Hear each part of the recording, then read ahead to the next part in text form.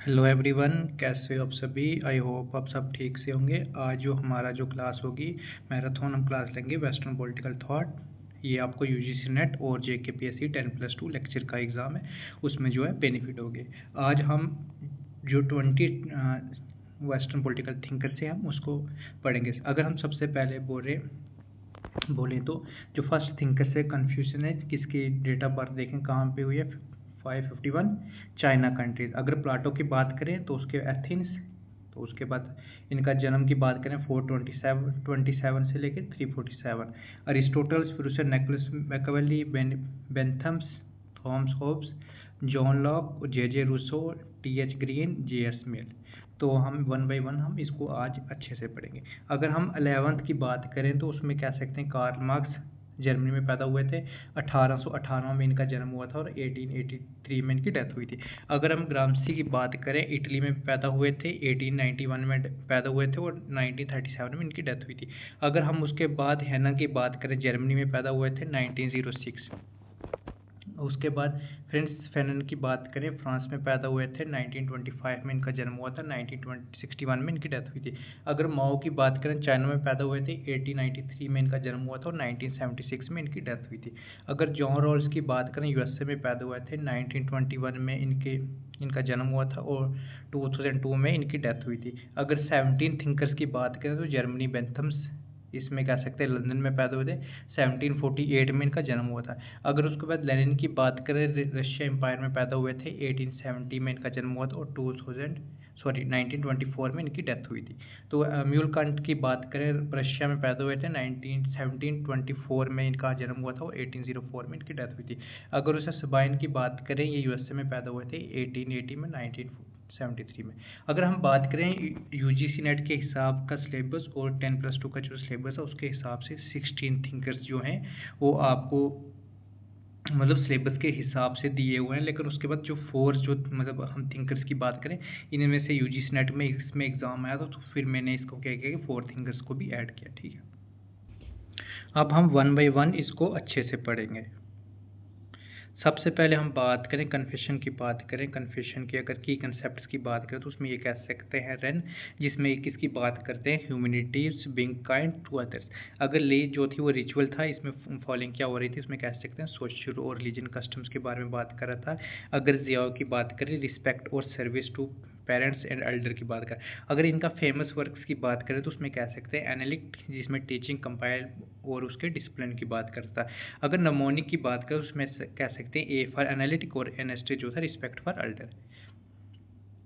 तो कन्फ्यूजन का ज़्यादातर मतलब इसमें ये बुक्स वगैरह पूछते हैं, तो उसमें आप देख सकते हैं। बाकी हम बात करें प्लाटो की बात करें, प्लाटो के अगर फैमिलीज़ की बात करें तो उसमें आप ये फैमिलीज़ याद कर सकते हैं। एग्ज़ाम में आ नहीं सकता, लेकिन उसमें ये हो सकता है कि आपको चीज़ें याद रख सकती हैं कि प्लाटो के फादर्स की बात हो रही है, प्लाटो की मदर कौन सी थी, प्लाटो की माम का सेकंड हस्बैंड की बात हो रही थी, प्लाटो की माँ, ये आप जो है उनकी फैमिलीज़ के बारे में देख सकते हैं। ठीक है, तो अगर हम बात करें प्लाटो के काम की बात करें, प्लाटो के 3 काम की स्टेज में डिवाइड किया गया था, जिसमें करें फर्स्ट स्टेज में कहा थे सॉक्रेट के जो स्टाइल को फॉलो करते थे। इसमें ये कह सकते हैं जैसे सॉक्रेट्स का स्टाइल था उसके हिसाब से उनको फॉलो किया था। अगर हम मिडिल स्टेज की बात करें तो उसमें कह सकते हैं प्लाटो को अपनी फिलासफी को डेवलप होता था, जिसमें हम कह सकते हैं मैनो हो गया, क्राइटो हो गया, तो उसमें कह सकते हैं अपनी फिलासफी को उसने जन्म दिया था। इसमें रिपब्लिक बुक्स का भी इंक्लूड था।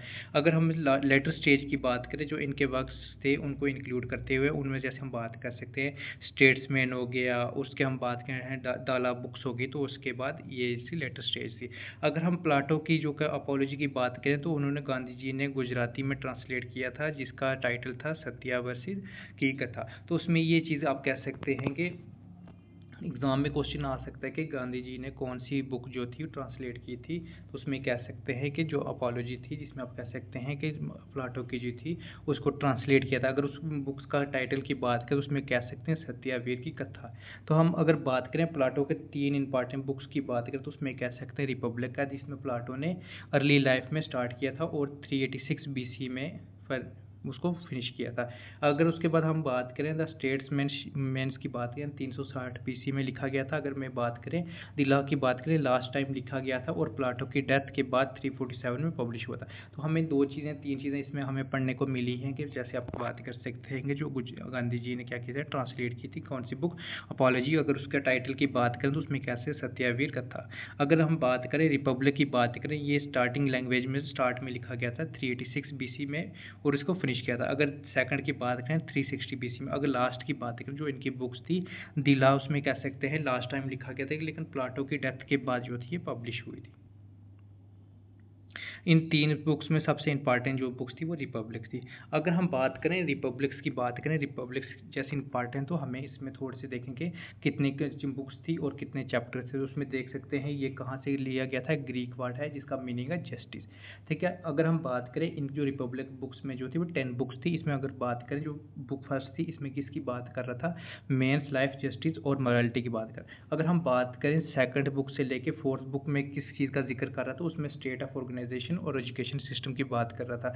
अगर हम बात करें बुक 5th से लेकर 7th तक, इसमें communism of wifes and property की बात कर रहा था और फिलासफर रूल की बात कर रहा था। अगर हम बात करें बुक्स 8 से लेकर 9 तक, तो उसमें कह सकते हैं कैसे एनार्ची और चॉइस आते हैं जब इंडिविजुअल और स्टेट प्रिवेंट होते हैं। तो जो बुक 10 थी उसमें कह सकते हैं 2 पार्ट थे, जिसमें फिलासफी और आर्ट्स का रिलेशन और उसके बाद सोल की कैपेसिटी। तो ये 10 जो बुक्स थी उसमें आप कह सकते हैं रिपब्लिक को मतलब किया गया था, डिटेल्स में बता सकते। तो फर्स्ट में आप वही बता सकते हैं, मैन के जस्टिस की बात कर रहा था, उसके बाद एजुकेशन पर्सपेक्टिव्स की बात कर रहा था, कम्युनिज्म वाइफ्स और प्रॉपर्टी की बात कर रहा था, उसके बाद अनार्ची को इंडिविजुअल को प्रिवेंट करता था। उसमें जो लास्ट बुक से 2 पार्ट में डिवाइड किया था, फिलासफी को आर्ट्स का रिलेशंस और उसके बाद सोल की कैपेसिटी की बात करें। अगर हम बात करें रिपब्लिक का आइडियलिस्ट जो फिलासफी की बात करें तो उसमें कह सकते हैं रेडिकल भी कहा जाता है, जिसमें ये कह सकते हैं प्लाटो को अकॉर्डिंग ह्यूमन रीजन के 3 पार्ट का होता है, जिसमें आप कह सकते हैं प्रोड्यूसिंग क्लास और थे, सिक्योरिटी की बात करें सोल्जर्स की, और रीजन की बात करें रूलिंग क्लास।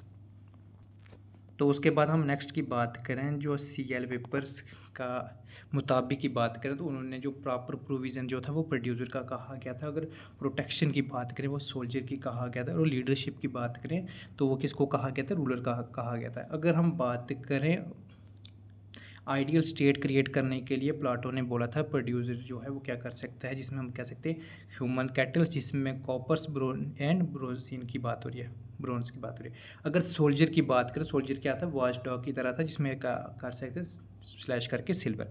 अगर रूलर्स की बात करें जिसमें इसका है सेफर्ड गोल्ड।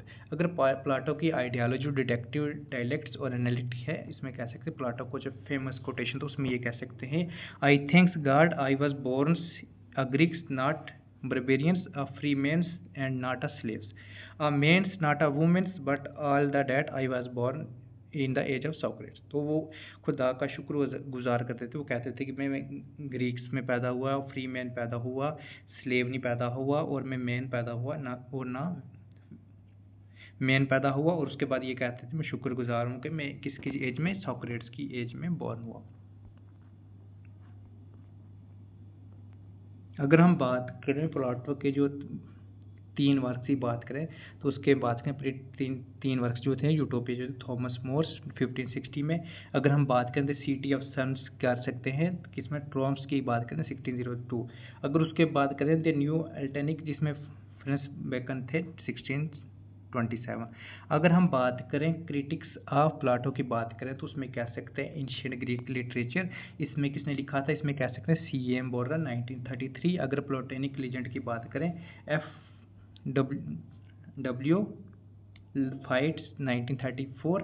अगर प्लाटो टुडे जो था RH क्रॉसमैन 1937 में लिखा गया था। जी genesis of Plato thoughts Winspear 1914। The open societies and its enemy की बात करें कार्ल पॉपर 1945। अगर हिस्टोरिकल की बात कर रहे हैं तो उसमें कह सकते हैं बैरली ने लिखा था 1954 में। अगर उसके बाद हम बात कर सकें एडमायर कौन हुए थे तो उसमें कह सकते हैं कि सबसे पहले जो थे Greek political theory Plato and his स्पीडेक्सर, इसने लिखा था अर्नेस्ट बार्कर ने 1980 में। अगर बात करें literature on public republics of Plato, और इसमें रिचर्ड लेविस ने लिखा था 1929 में। इन डिफेंस ऑफ प्लाटो की बात करें रोलेट हुआ था 1953 में। प्लाटो मॉडर्न एनिमी की बात करें एंड थ्योरीज ऑफ नेचर की बात करें जॉन वाइल्ड 1953। तो नेक्स्ट की बात करें कि प्लाटो के जो इन्फ्लुएंस हुए थे किन किन बुक्स में मेंशन किया था, उसमें कह सकते हैं डी डायलॉग्स ऑफ प्लाटो किसने लिखा था, जोविट ने लिखा था 1902 में। फिलासफी पॉलिटिकल फिलासफी की बात करें प्रोफेसर मैक्सी 1961। उसके बाद the history of political thoughts George Sabine's 1973। अगर इमाइल की बात करें रूसो ने लिखा था किसका 1762 में। अगर हम की पॉइंट्स की बात करें तो उसमें कह सकते हैं प्लाटो आइडिया जो था स्टेटस ऑफ वुमेन, जिसमें वो इन्फ्लुएंस किससे थे, उसमें कह सकते हैं प्ले कर रहे थे वुमेन्स इन पार्लियामेंट्स। उसके बाद इन्फ्लुएंस ये थे कि कह सकते हैं अरिस्टोपेन्स की वजह से। तो नोटेबल प्लोटिस्ट की बात करें वोलेंटाइन 1694, इसमें कह सकते हैं 1778। नटसे की बात करें 1844 और 1900, उसमें ये कह सकते हैं कि वो इंटेलेक्चुअल क्रिश्चियनिटी की बात करके। अगर जॉन की बात करें 1819 से लेकर 900 उस 1900। विलियम की बात करें विलियम मॉरिस जो थे 1834 से लेकर 1896, जिसमें इंस्पायर हुए थे प्लाटो को ऑन ह्यूमन एक्सीलेंस। अगर प्लाटो की लास्ट डिस्कशन की बात करें सोक्रेट्स की बात करें तो वो क्राइटो में हुई थी, जिसमें प्लाटो जो थे एब्सेंट थे ड्यू टू इलनेस। अगर हम की कंसेप्ट्स की बात करें तो उसमें कह सकते हैं थ्योरी ऑफ फॉर्म की बात करें, इसमें किसकी बात हो रही थी, एवरी ऑब्जेक्ट जो था वो परफेक्ट था बियॉन्ड सा फिलासफी वर्ड। अगर फिलासफर किंग की बात करें the best rules is the philosopher की बात हो रही थी। अगर एलोगी ऑफ केव की बात करें a way to understand truth and alignments. अगर फेमस वर्क्स की बात करें रिपब्लिक्स, जिसमें आइडियल स्टेट और जस्टिस की बात करें। अगर नमोनिक्स की बात करें तो उसमें कह सकते हैं कि आर जो था रिपब्लिक्स और रूलर्स फिलासफर किंग। अगर हम समरी की बात करें कि इसकी समरी जो कंसेप्ट उसमें ये कह सकते हैं कि थ्योरीज ऑफ फॉर्म थी, जिसमें कह सकते हैं कि हर चीज़ को एक परफेक्ट फॉर्म में होती है जो फिजिकल दुनिया से अलग है। फिलासफर किंग की बात करें अच्छा रूलर वही है जो फिलासफर भी हो। अगर एलोगरी ऑफ केव की बात करें तो उसमें कैसे समझाने का एक तरीका। अगर फेमस की बात करें वो कौन है, रिपब्लिक्स, और रिपब्लिक्स का आर जो फिलासफर। अगर नेक्स्ट थिंकर की बात करें तो उसमें अरिस्टोटल है। इनकी अगर बात करें 384 BC से लेकर 322 BC। फैमिली डिटेल्स की बात करें तो उसमें ये कह सकते हैं कि अरिस्टोटल कहाँ पर क्या है, स्ट्रगिया पीपल्स ऑफ प्लाटो। अगर टीचर की बात करें एक्सलेंटर ऑफ ग्रेड्स, इसमें फाउंडर था ल्यूसियम एकेडमी इन्होंने खोली थी। अगर बात करें इसमें कह सकते हैं कि इसको क्या कहा जाता है, फादर ऑफ पॉलिटिकल रियलिज्म, जिसमें कॉन्टेस्टिंग प्लाटोस और आइडियलिज्म की बात करें। अगर उन्होंने जो था live in Athens 20 year in Plato academy, 12 year जो थे उन्होंने कहाँ पे ल्यूसियम में किया था, उसकी जो अकेडमी थी। अगर हम बात करें इनके जो फादर का नाम क्या कह सकते हैं, नेक्लुमस। उसके बाद कहते हैं फेलिस्ट जो थे अरिस्टोटल के मदर थी। उसके बाद आप कह सकते हैं कि पेरेंट्स की डेथ के बाद अरिस्टोटल के जो केयरटेकर कौन से, उनका आप नाम ये देख सकते हैं। उसके बाद अरिस्टोटल की वाइफ्स, क्योंकि ये नाम जो है डिफिकल्ट है प्रोनाउंसिएशन है, आप अपने हिसाब से इसको देख सकते हैं। और उसके बाद आप कह सकते हैं कि हरप्लेस जो थे अरिस्टोटल की सेकंड वाइफ थी मिस्ट्रिस। अगर उसे नेक्लुस की बात करें अरिस्टोटल के सन। अगर हम बात करें हेमियस की बात करें अरिस्टोटल के वाइफ की अंकल। तो अगर हम बात करें अरिस्टोटल के वर्क्स और मेजर्स और माइनर्स की बात करें, अरिस्टोटल की राइटिंग 4th सेंचुरी BC में हुई थी, जिसमें मोस्टली 350 से लेकर 320 BC के बीच में। अगर हम फर्स्ट बुक्स की बात करें तो उसमें जो पॉलिटिक्स थी उसमें 350 BC के। अरिस्टोटल की पॉलिटिक्स जो थी वो 8 बुक्स में थी। जैसे रिपब्लिक थी प्लाटो की वो 10 बुक्स में थी, अगर इसकी बात करें 8 बुक्स में थी। अगर फर्स्ट बुक्स की बात करें तो उसमें इंट्रोड्यूस किया था ट्रीटिस, जिसमें डिस्कस किया था हाउस होल्ड्स, स्लेवरी और नेचुरल बेसिस ऑफ सोसाइटी। अगर हम बुक सेकंड की बात करें वो एग्जामाइन कर रहा था प्लाटो आइडियल स्टेट्स, इसमें क्रिटी की बात करें अर्लियर कॉन्स्टिट्यूशन एंड प्रपोजल। अगर हम बात करें बुक थर्ड की बात करें वो एक्सप्लेन कर रहा था सिटीजनशिप की और करेक्ट कर रहा था किसको, form of constitution including monarchy.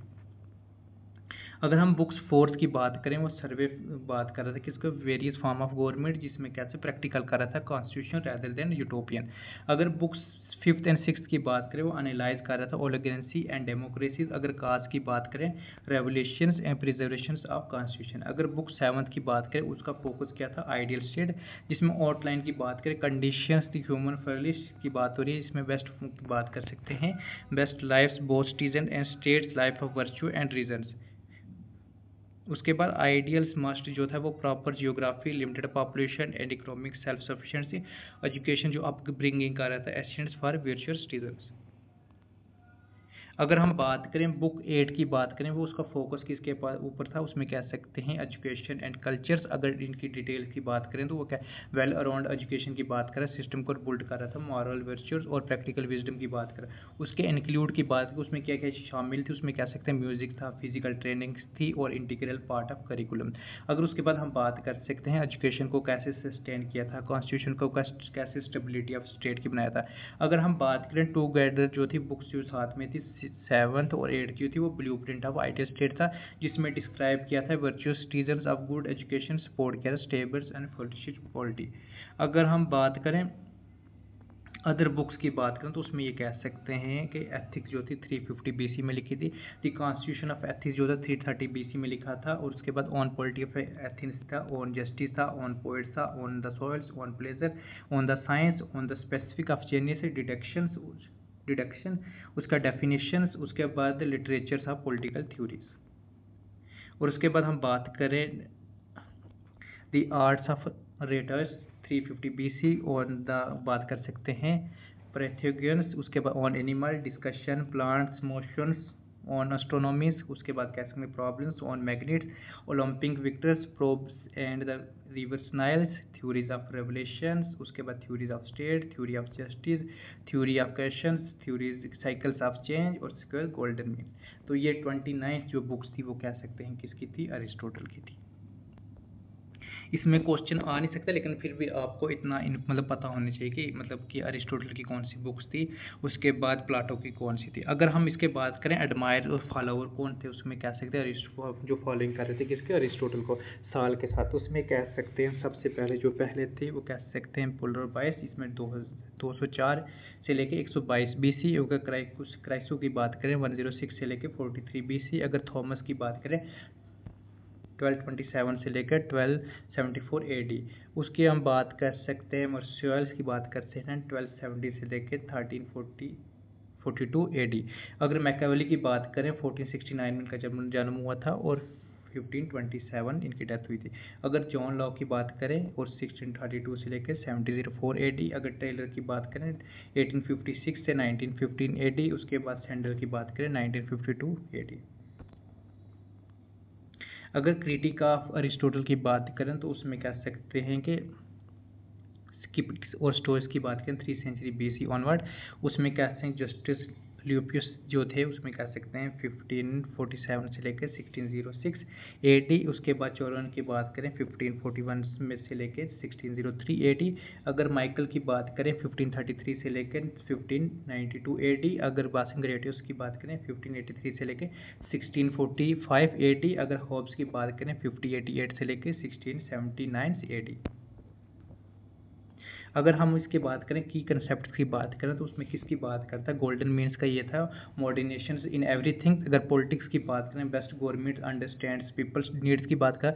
अगर वर्च्यू ऑफ नीड्स की बात करें, वर्च्यूज ऑफ एथिक्स की बात करें, वो किसकी बात कर रहा था, गुड पीपल्स प्रैक्टिस वर्च्यूज की। अगर फेमस की वर्क्स की बात करें निकोलमस की बात हुई जिसमें ethics principle of good life की बात करें। अगर नमोनिक्स की बात करें तो उसमें कह सकते हैं एन जो था वो कह सकते हैं कि नमोनिक्स इन नाइस पीपल लाइफ। तो उसके बाद हम बात करें कंसेप्ट की बात करें गोल्डन मीन्स की हर जगह में मॉडर्नेशन की बात करें। पॉलिटिक्स की बात करें वो बेस्ट गवर्नमेंट्स की बात करें जो लोगों की ज़रूरत को समझे। अगर वर्च्यू की बात करें अच्छे इंसान वर्च्यू को प्रैक्टिस करते हैं। अगर फेमस वर्क्स की बात करें उसमें कह सकते हैं कि एथिक्स जो था अच्छे जीवन की प्रिंसिपल। अगर नमोनिक्स की बात करें एंड फॉर नाइस लाइफ जिसमें अच्छा जीवन। जो नेक्स्ट हमारे फोर्थ थिंकर्स थे उसमें हम बात कर सकते हैं मैकियावेली थे, कब पैदा हुए थे 1469 में पैदा हुए थे और 1527 में इनकी डेथ हुई थी। ये इटालियन जो थे वो पॉलिटिकल थिंकर थे और डिप्लोमेट थे और हिस्टोरियन थे, और इसमें कह सकते हैं ये इनको father of modern political science कहा जाता है। अगर हम इनके फेमस की बात करें तो वो किसकी बात कर रहे थे, सेपरेटिंग पॉलिटिक्स फ्रॉम एथिक्स और इम्फाइज कर रहे थे प्रैग्मेटिज्म और स्टेट क्राफ्ट की बात कर रहे थे। अगर इसके अलावा उसके हम एनालाइज की बात करें उसमें किसकी बात की क्वालिटी क्या थी, उसमें कह सकते हैं पावर थी, लीडरशिप थी और state survival rather than idealism की बात करते थे। अगर हम इनके की वर्क्स की बात करें तो उसमें कह सकते हैं द प्रिंसिपल जो था सेकंड्स की बात करें द प्रिंस सेकंड प्रिंसिपल 1530 जिसमें किसकी बात कर रहे थे, guides for rules and acquires and maintaining power. अगर डिस्कोर्स ऑफ लिवी की बात करें तो उसमें कब मतलब हुई थी 1517 में। इसमें कह सकते हैं एनालाइज कर रहा था रिपब्लिक्स एंड पॉलिटिक्स इंस्टीट्यूशन की बात करें। दी आर्ट्स ऑफ वार जो थी 1521 में हुई थी, इसमें फोकस ये था military organisation and citizens army की बात हो रही थी। अगर हम बात कर सकते हैं फोर्थ बुक की बात कर सकते हैं तो उसमें फ्रंटाइन जो थी हिस्ट्री की बात करें 1532 में, जिसमें हिस्ट्री ऑफ फॉरेंस हाईलाइट कर रहा था पॉलिटिकल लेसन। अगर उसके बाद हम बात करें फिफ्थ बुक की बात करें दी रे की बात हो रही है तो उसमें कह सकते हैं 1580 में, जिसमें ये प्ले कर रहा था, रिफ्लेक्ट कर रहा था ह्यूमन कर्निंग्स एंड पॉलिटिकल इंटीग्रिटी। अगर उसके बाद हम की कंसेप्ट की बात करें तो सबसे पहला कंसेप्ट ये था कि इसकी बात कर रहा था रियलिज्म इन पॉलिटिक्स। इसमें ये कह रहा था कि पॉलिटिक्स जो है वो डिस्ट्रैक्ट कर रही थी फ्रॉम मॉरलिटी को, लीडर जो क्या कर रहे थे मे नीड्स टू एक्ट कर रहे थे immorally for the survival of state. अगर उसके बाद वर्च्यू एंड फॉर्चूनों की बात करें, इसमें वर्च्यू जो थे वो स्किल इंटेलिजेंस की बात हो रही थी, बोर्डनेस ऑफ रूल्स की बात हो रही है। अगर हम बात करें फॉर्चून की बात करें, इसमें lock of circumstance rules must be adopt to changing situation. अगर उसके बाद हम बात करें the end of justice the means की बात करें, उसमें ये कहा गया था कि जो रूलर्स हैं वो क्या कर सकते हैं, मैनिपुलेट कर रहे थे, फोर्स कर रहे थे, सर्व कर रहे थे स्टेबिलिटी और सिक्योरिटी ऑफ स्टेट की बात करें। अगर पावर और स्टेबिलिटी की बात करें तो उसमें ये कहा गया था कि मेंटेन कर रहा था power is most important state beacons morally good. तो उसमें ये कहा गया था जो पावर है मोस्ट इंपॉर्टेंट है, बहुत ज़रूरी है मॉरली गुड्स के लिए। उसमें ये कहा गया था फियर जो है रियलेबल था, जिसमें कह सकते हैं टूल था किसके लिए, love for controlling subject but avoids hatred. उसमें रिपब्लिक वर्सी प्रिंसिपलिटी की बात करें तो उसमें कह सकते हैं इन जो उनकी बुक्स थे इन डिस्कोर्स ऑन लिविस मैकवली ने प्राइज किया था Republic for long term stability. और उसके बाद कह सकते हैं जो इनकी बुक्स थे द इन द प्रिंस, उसमें ये फोकस किया था पर्सनैलिटी एंड इंडिविजुअल रूलर्स।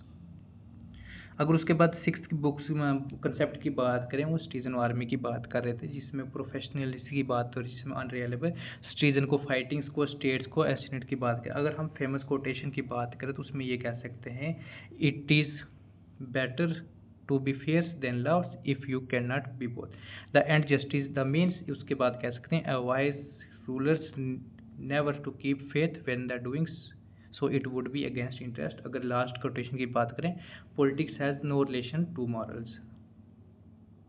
अगर हम बात कर संग लेगेसी और इन्फ्लुएंस की बात करें तो उसमें कह सकते हैं कि फाउंडेशन किसकी बात करें, रियल पॉलिटिक्स की बात हो रही थी और मॉडर्न स्टेट क्राफ्ट की बात करें। और इन्फ्लुएंस की बात करें तो उसमें कह सकते हैं कि लिब्स थे, होप्स थे, रूसो थे और वेबर थे। उसके कंट्रीब्यूशन की बात करें तो उन्होंने जो प्राइज किया था रियलिज्म को क्रिटिसाइज किया था, तो उसके ऊपर जो था क्राइसिस और उसके बाद एमोरलिटी की बात की थी। अगर हम की कंसेप्ट की बात करें तो उसमें किसकी बात हो, रियल पॉलिटिक्स की बात है, इसमें पॉलिटिकल पावर और स्टेट क्राफ्ट की बात हो रही थी। अगर लीडरशिप की बात करें तो उसमें ये कहा गया था कि लीडरशिप कैसे मेंटेन पावर को करेगा। अगर फेमस वर्क की बात करें तो वो दो प्रिंसिपल थी। अगर कंसेप्ट्स की बात करें तो उसमें ये कहा गया था political state craft in political accepts की बात की थी, जो प्रिंस था वो रूलर्स को पावर मेंटेन करना। अगर फेमस वर्क की वही हमने बात की थी, प्रिंस जो सेकंड्स की बात हो रही है, प्रिंस जो था P for power. I hope आपको ये चीज़ समझ आ रही होगी जो वेस्टर्न पॉलिटिकल थॉट्स में मतलब ज़रूर मतलब यही जो एग्ज़ाम में आता है वो बुक्स आती हैं, कोटेशन वगैरह आती है और फिर उनका कंसेप्ट आता है। अगर उसके बाद हम बात करें नेक्स्ट शंकर जी जो होप्स है 1588 में इनका जन्म हुआ था और 1679 में इनकी डेथ हुई थी।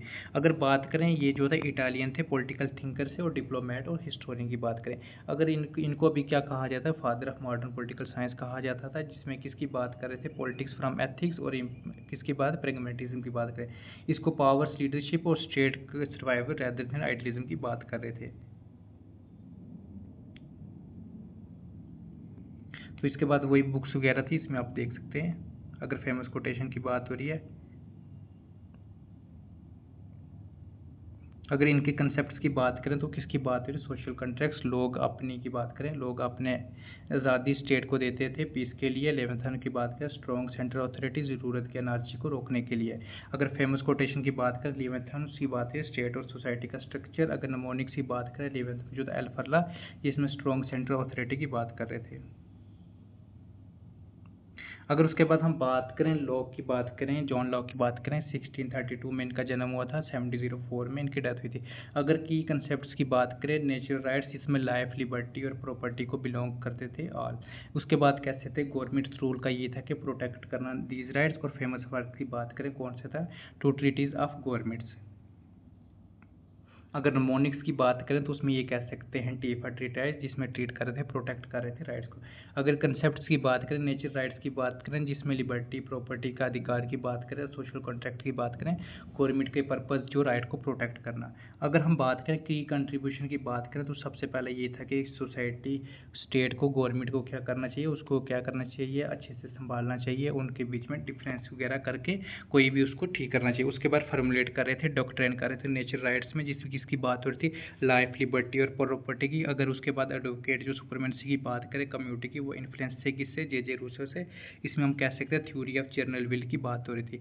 उसके हम बात कर सकते हैं एसेट की बात करें, सॉवरेनिटी पावर, सोसाइटी की बात हो रही कम्युनिटीज़ की। उसके बाद हम कह सकते हैं रूसो की बात करें, sovereignty permanent resides in communities की बात हो रही थी। उसके बाद हम कह सकते हैं राइट टू रिवॉर्ड की बात करें, अमेरिका एंड फ्रांस की बात हो रही थी।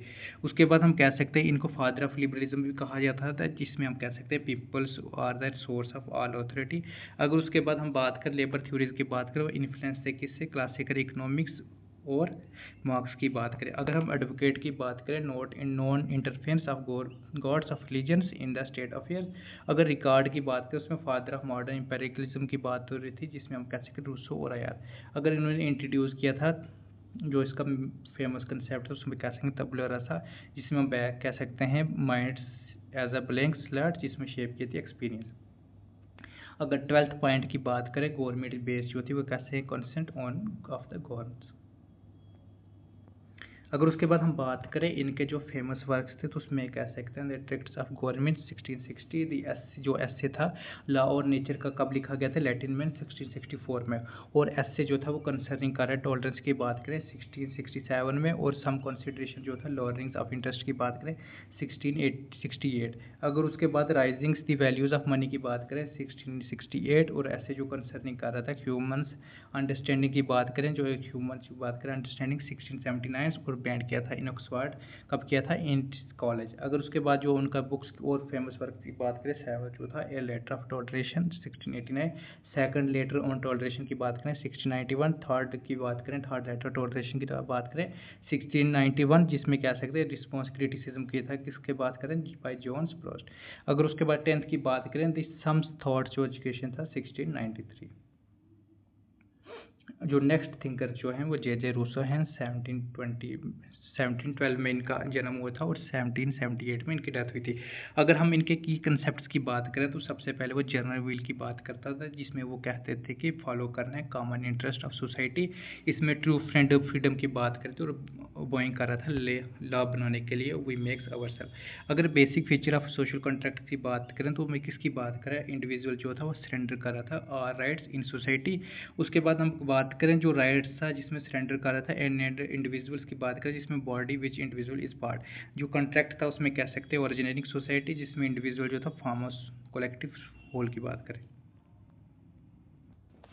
अगर हम बात करें इसके जो व्यू ऑफ जर्नल विल्स और इसकी टाइप्स की बात करें, सबसे पहले बात करें एक्चुअल विल। एक्चुअल विल क्या थी, जिसमें किसकी बात हो रही, सेल्फिश की बात हो रही थी, जिसमें जो फोकस था वो इंडिविजुअल का था, वो खुद का था, मतलब हम बात कर सकते हैं डिज़ायर की बात हो रही। अगर मोटिवेशन की बात करें, ये सेल्फ इंटरेस्ट की बात करें और ये अनस्टेबल था। अगर हम रियल विल की बात करें तो इसमें क्या किसकी बात हो रही थी, नोबल की बात हो रही थी, हायर की बात हो रही, सुप्रीम की बात हो रही, और कंसीडर किसके लिए थे, वेलफेयर फॉर ऑल।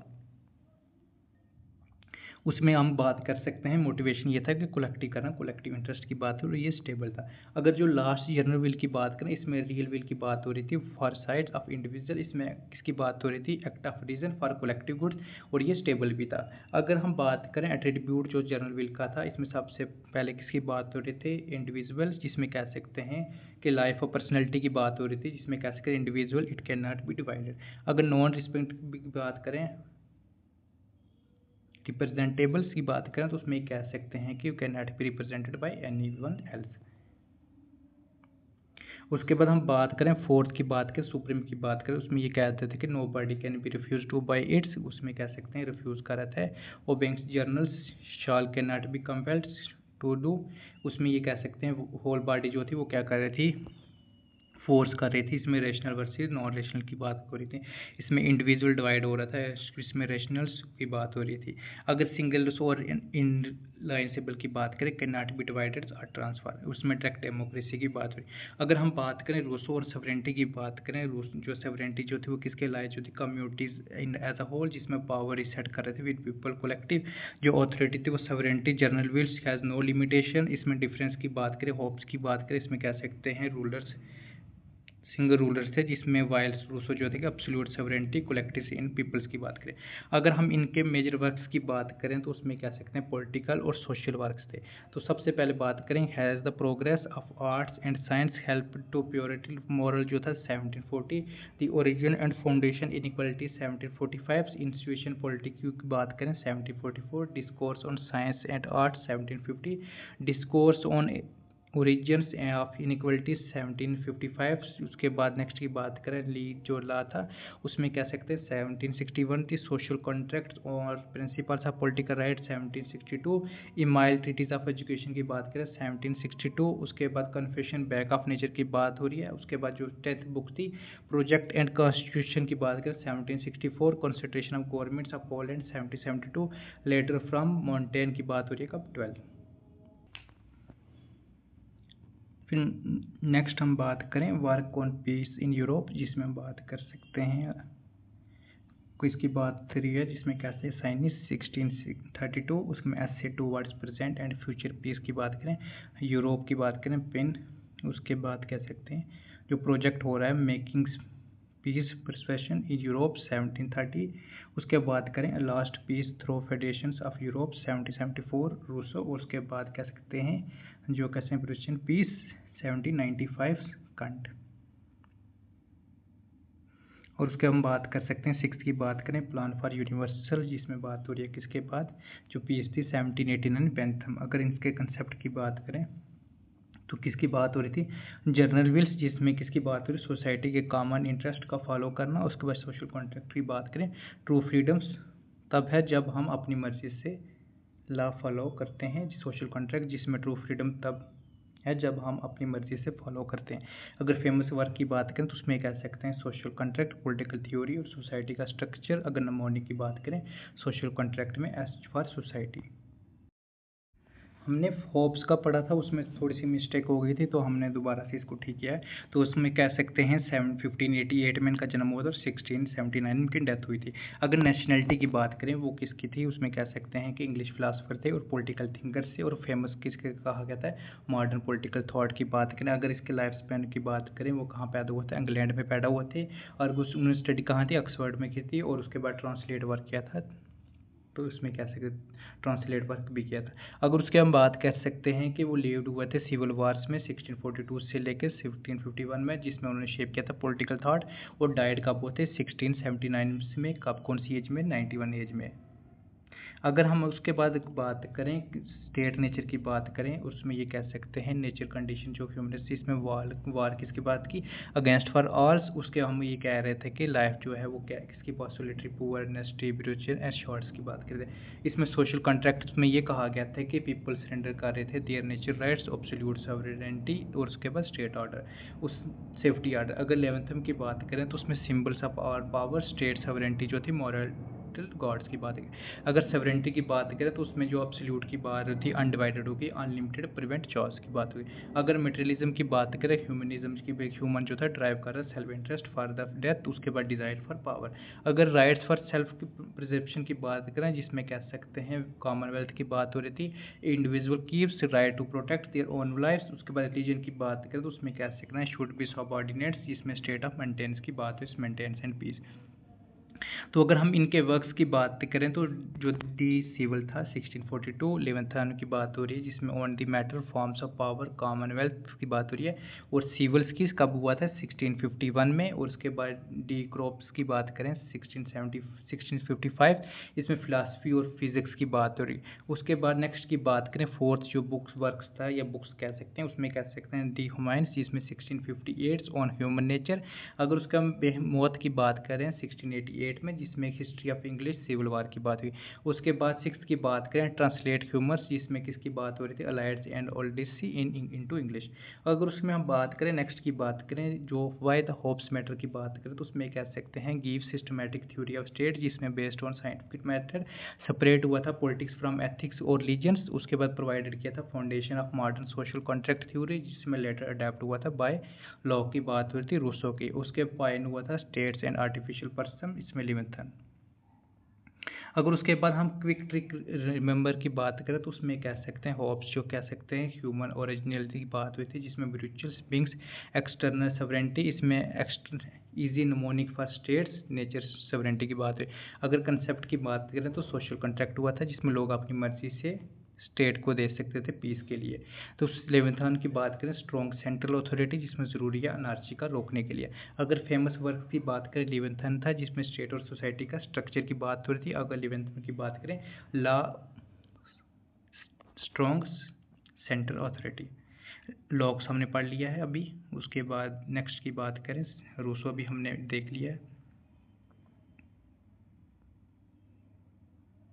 नेक्स्ट जो हमारा थिंकर से 8 थिंकर से हीगल्स था, ये कहाँ पैदा हुआ है, जर्मन आइडियलिज्म में पैदा हुए थे। कब हुए थे, 1780 में पैदा हुए थे, उसमें 1831 में गिरा थी।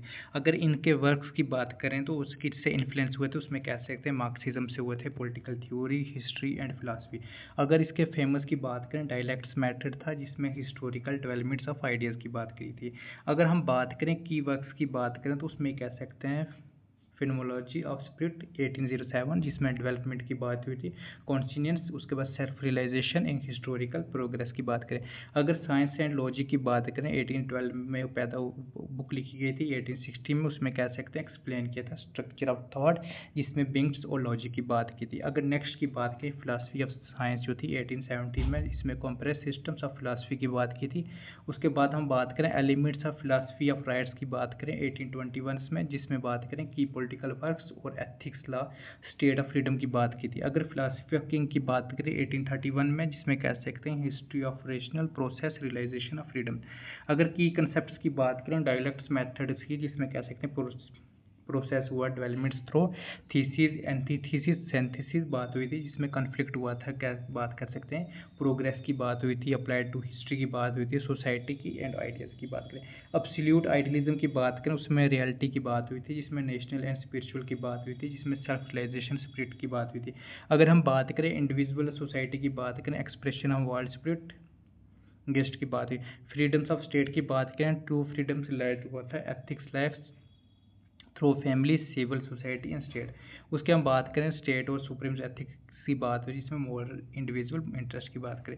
अगर हम बात करें सिविल इंटरेस्ट वर्सेस स्टेट की बात करें, सिविल सोसाइटी की बात करें, जिसमें स्फेयर ऑफ इंडिविजुअल इंटरेस्ट था, जिसमें इकोनॉमिक एक्टिविटीज़ की बात होती थी। अगर हम बात करें स्टेट की तो उसमें एथिक्स किसकी बात है, एथिक्स लाइफ्स की और यूनिवर्सल इंटरेस्ट की बात करें। अगर बात करें इंडिविजुअल फाइंड कर रहा था किसकी, freedoms of buyings rational law of state. अगर हिस्टोरिकल डेवलपमेंट की बात करें उसमें कह सकते हैं हिस्ट्री जो थी रेशनल प्रोग्रेसिव था, जिसमें लीडिंग कर रहा था रियलाइजेशन ह्यूमन फ्रीडम, और कॉन्फ्लिक्ट किसका, कॉन्ट्रडिक्शन ड्राइव्स हिस्टोरिकल एवोल्यूशन। अगर फेमस कोटेशन की बात करें तो उसमें कह सकते हैं कि द रियल्स इन रेशनल्स, उसके बाद रेशनल इन स्टील्स की बात हुई थी।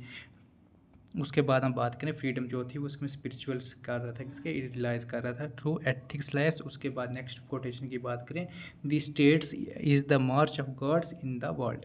अगर लीगेंसी और इन्फ्लुएंस की बात करें कि कौन कौन इनसे इन्फ्लुएंस हुए थे, इन्फ्लुएंस किससे हुए थे, वो कह सकते हैं मार्क्स ही हुए थे और इन्वेंटेड हुआ था हीगल आइडियलिज्म इनटू मेटलिज्म। अगर इम्पैक्ट्स की बात करें पॉलिटिकल थ्योरीज फिलासफी और हिस्ट्री की बात हो रही थी एंड एथिक्स।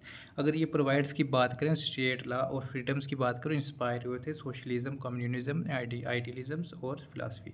अगर बात करें कि कंसेप्ट की बात करें तो उसमें कह सकते हैं कि डायलेक्सिस था, जिसमें थीसिस एंटीथीसिस सिंथेसिस के बाद एक एब्सोल्यूट स्पिरिट की बात करें हिस्ट्री जो थी वो रेशनल प्रोसेस थी। अगर फेमस वर्क की बात करें फ्रीमोलॉजी ऑफ स्पिरिट थी। अगर नमोनिक्स की बात करें जो उसमें कह सकते हैं जो था फिनोमोलॉजी जो क्या करें प्रोसेस था कि डायलेक्ट था। अगर कंसेप्ट जो डायलेक्ट की बात करें थेसिस एंटीथेसिस प्रोग्रेस। अगर एब्सोल्यूट स्पिरिट की बात करें हिस्ट्री जो थी एक रेशनल प्रोसेस है। अगर फेमस वर्क्स की बात करें तो उसमें ये कहा गया था कॉन्शियस और रियलिटी डेवलपमेंट का करने का। अगर उसके बाद 9 थिंकर्स की बात करें तो मैरी वॉलस्टोनक्राफ्ट थी, 1759 में इनका जन्म हुआ था, 1797 में इनकी डेथ हुई थी। ये एक इंग्लिश फिलासफर थे और एक अर्लीस्ट फेमिनिस्ट थी, ठीक है। तो ये एडवोकेट किसकी बात कर रहे थे, वुमेन्स राइट्स की बात कर रहे थे, एजुकेशन की बात कर रहे थे और सोशल इक्वलिटी की बात कर रहे थे वुमेन्स की। और ये कंसीडर किसको कहा गया था, मॉडर्न फेमिनिज्म इनको कंसीडर किया गया था, ठीक है, किसको, मैरी वॉलस्टोनक्राफ्ट। अगर हम इनके बुक्स की बात करें तो कह सकते हैं अवेंडिनेशन ऑफ राइट्स ऑफ मेन 1790, ये आप जो बुक्स हैं ये आप पढ़ सकते हैं क्योंकि एग्जाम में इनके रिलेटेड क्वेश्चन आ सकते हैं, ठीक है। तो ये किसकी बात करें, critic of aristocracy and heredity privilege की। उसके बाद सेकंड बुक्स की बात करें दी वेंडिनेशंस जो थी राइट्स ऑफ वुमेन 1792 में। अगर इनके फेमस की बात करें, फेमस वर्क जो था वो वुमेन्स एजुकेशन और इक्वलिटी की बात की थी। अगर थर्ड बुक्स की बात करें, एक historicals moral views origins and progress French जो थी रेवोल्यूशन था 1794 में लिखा था गया था। इसमें एनालिसिस किया था किसका, रेवोल्यूशन एंड सोशल चेंज। अगर फोर्थ बुक की बात करें दी रोंग्स ऑफ वुमेन 1788 में, जिसमें feminist critic of social operation की बात की थी। अगर हम की कंसेप्ट्स की बात करें, इक्वलिटी जो थी किसकी भी सेक्सेस की, जिसमें कह सकते हैं वुमेन्स जो थी नेचुरली इंटरफेयर थी सोशल नॉर्म्स और lake of education limit them. उसके हम बात करें एजुकेशन फॉर वुमेन की बात की थी, जिसमें इन्होंने एडवोकेट किया था एजुकेशन वुमेन्स को पार्टिसिपेट करने फुली इन सोसाइटी।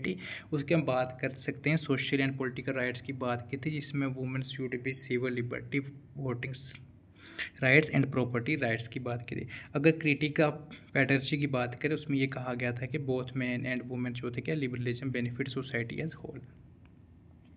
अगर हम फेमस वर्क की बात करें, फेमस कोटेशन की बात करें, तो उसमें ये कह सकते हैं I do not wish them women's to have powers over men but over themself. Second quotation की बात करें तो उसमें कह सकते हैं strength of females mind by enlarging it and there will be end to blind obedience. अगर legacy की बात करें तो उसमें कह सकते हैं ये किससे हुए थे, फाउंडर की हम कह सकते हैं मॉडर्न फेमिनिस्ट की बात हो रही है, वही इन्फ्लुएंस थे जे.एस. मिल से, उसके बाद साइमन डी ब्रेयर से। उसके बाद हम बात कर सकते हैं जो इनका आइडिया था ग्राउंड वर्क का, उसमें जेंडर इक्वलिटी मूवमेंट्स और वाइड्स की बात थी, वर्ल्ड वाइड। इसमें हम बात करें कि कंसेप्ट की बात करें, सबसे पहले वो वुमेन इक्वलिटी की बात कर रहे थे, जिसमें राइट ऑफ एजुकेशन और राइट्स, इक्वल राइट्स की बात करें। अगर पैटर्जी की बात करें, चैलेंजिंग कर रहे थे ट्रेडिशनल नॉर्म्स को। फेमस की बात की, फेमस वर्क जो उनका था वो कह सकते हैं vindications of the rights of womens. अगर नमोनिक्स की बात करें, वी वेंटिनेशन जो था वाइस वुमेन्स रिजेक्ट की बात हुई थी। अगर कंसेप्ट की बात करें, वुमेन्स राइट्स, जिसमें वुमेन्स की एजुकेशन और इक्वल्स राइट का मिलना चाहिए। अगर वेंटिनेशन की बात करें, वुमेन्स रोल्स रीडिफाइन करना। अगर फेमस वर्क की बात करें तो उसमें कह सकते हैं vindications of rights women rights और एजुकेशन। अगर नमोनिक्स की बात करें, वेंटिनेशन जो था V for voice women's right. अगर नेक्स्ट थिंकर की बात करें, 10th थिंकर जर्मनी बेंथम थे, 1748 से लेके 1832। इसके हम फेमस वर्क्स की बात करें, the fragments of on government 1776। इसमें जो इंटरनेशनल बात करें तो introduction to the principle of morals legislation जो था 1789। अनार्चिज्म फैलसिस की बात करें 1791। अगर डिस्कोर्स ऑन सिविल्स एंड पेनलाइजेशन की बात करें 1802। उसका इंडायरेक्ट लेजिस्लेशन की बात करें 1802। उसके बाद theory of punishment and reward की बात करें 1811। Treatise on judicial evidence 1830। अगर papers on codification and public instruction की बात करें 1870। Plan for parliamentary reform 1870। Church of Englandism 1880। The books of fallacies की बात करें 1824। उसके बाद जो लास्ट बुक्स की बात करें, रेशनलाइज ऑफ एविडेंस 1827। अगर हम बात करें इनके जो की आइडियाज थे, वो कंट्रीब्यूशन ये थी, उसको हम कह सकते हैं ये कि इनकी फाउंडर क्या था, मॉडर्न यूटिलिज्म, जिसमें principle greatest happiness of greatest number कहा गया था, ठीक है। तो ये एग्जाम में क्वेश्चन भी आता है कि greatest happiness of greatest number किस थिंकर्स ने कहा गया था, ठीक। तो उसको आप कह सकते हैं जर्मनी बेंथम।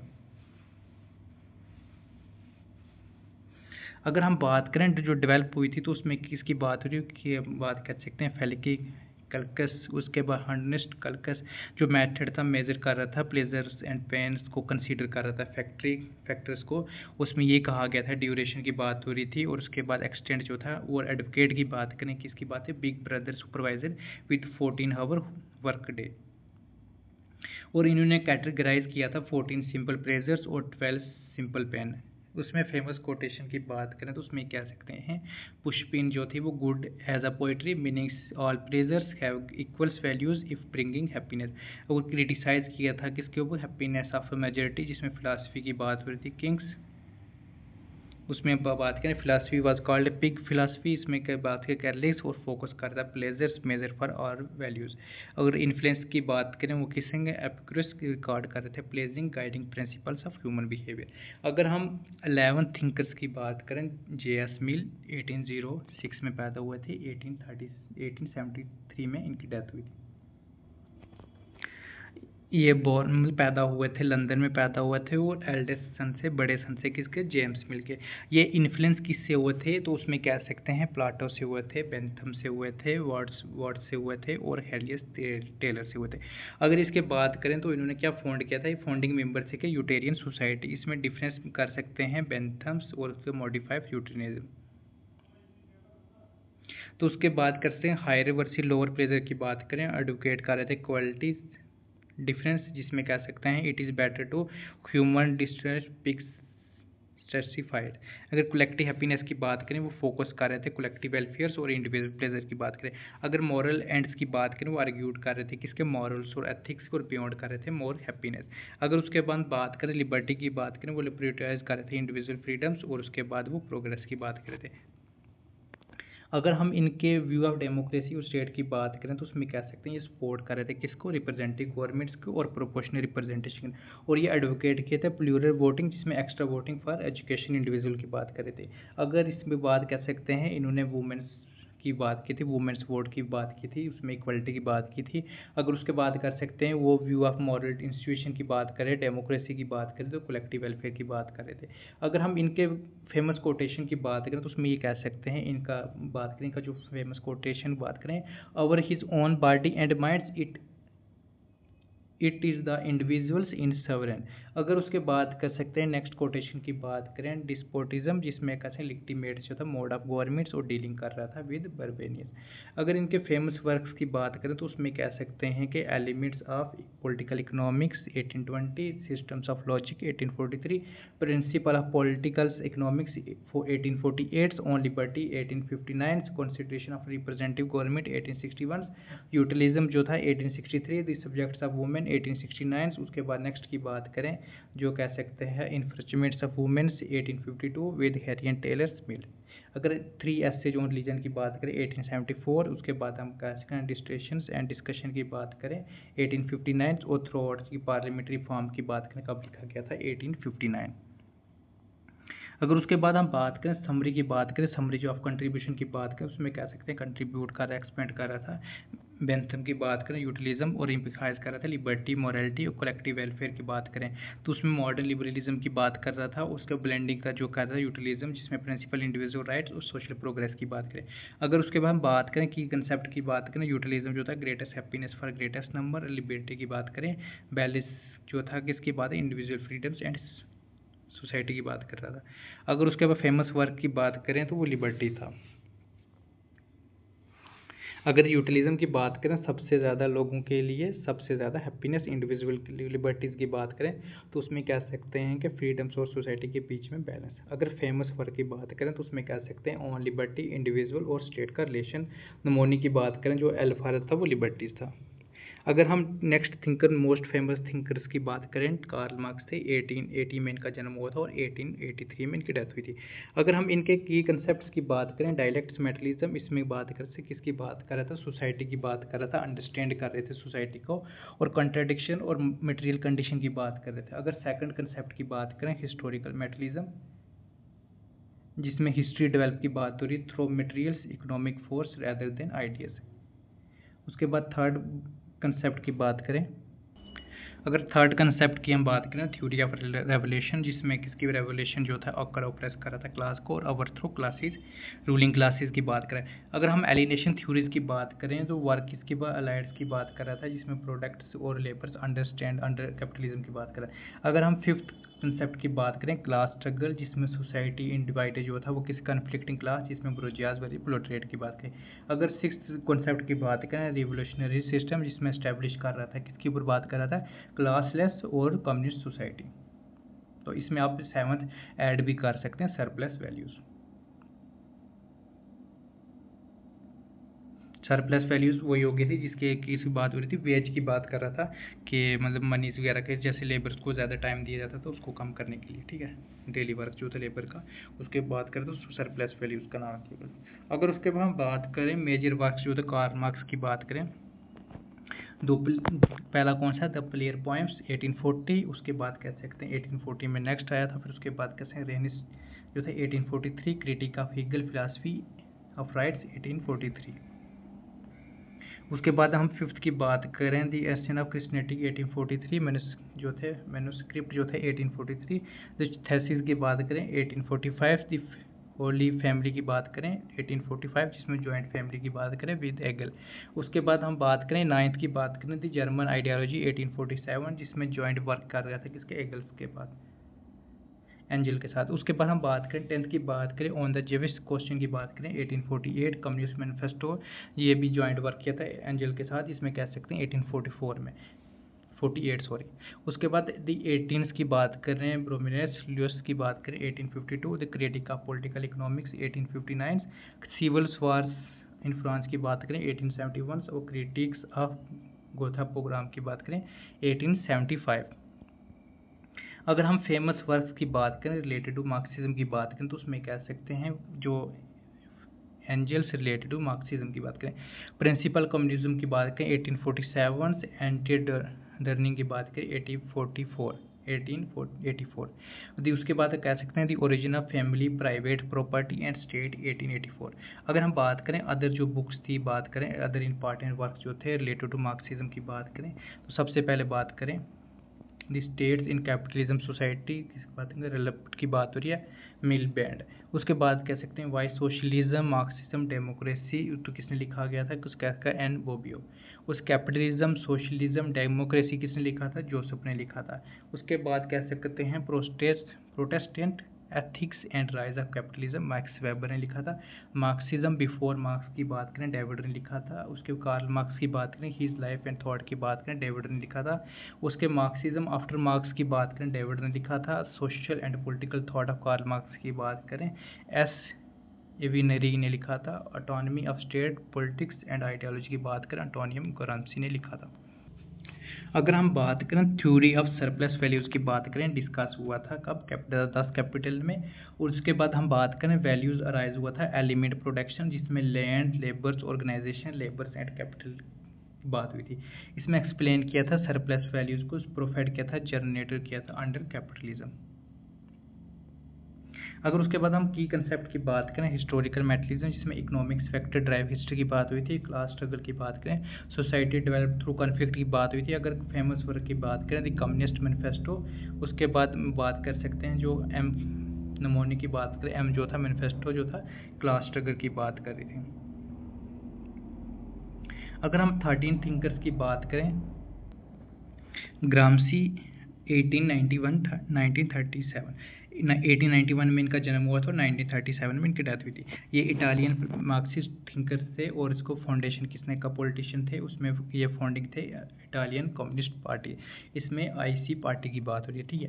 और ये फेमस इनकी बात करें कल्चर हेजमनी की बात की थी, और ये इन्फ्लुएंस से किससे, मार्क्सिस्ट थ्योरी से वो हुए थे, जिसमें थॉट्स बियॉन्ड इकोनॉमिक्स की बात करे थे। उसके बाद इनकी बात करें या स्पेंड किसने किया था, लाइफ और प्रिजनर्स अंडर्स की बात करें, ये क्या कर रहे थे, इनकी जो ज़्यादातर जो लाइफ थी वो जेल में रही थी, और उन्होंने उसी जेल में उन्होंने एक बुक लिखी थी जिसका नाम लिखा था प्रिजनर नोटबुक। तो अगर हम बात करें इनके की वर्क्स की बात करें, इंपॉर्टेंट बुक्स की बात करें, तो कह सकते हैं प्रिजनर नोटबुक्स 1929 में लिखी गई थी, जिसमें collection of essay writing during imprisonment, जिसमें डिस्कस किया था कल्चर, पॉलिटिक्स एंड सोसाइटी।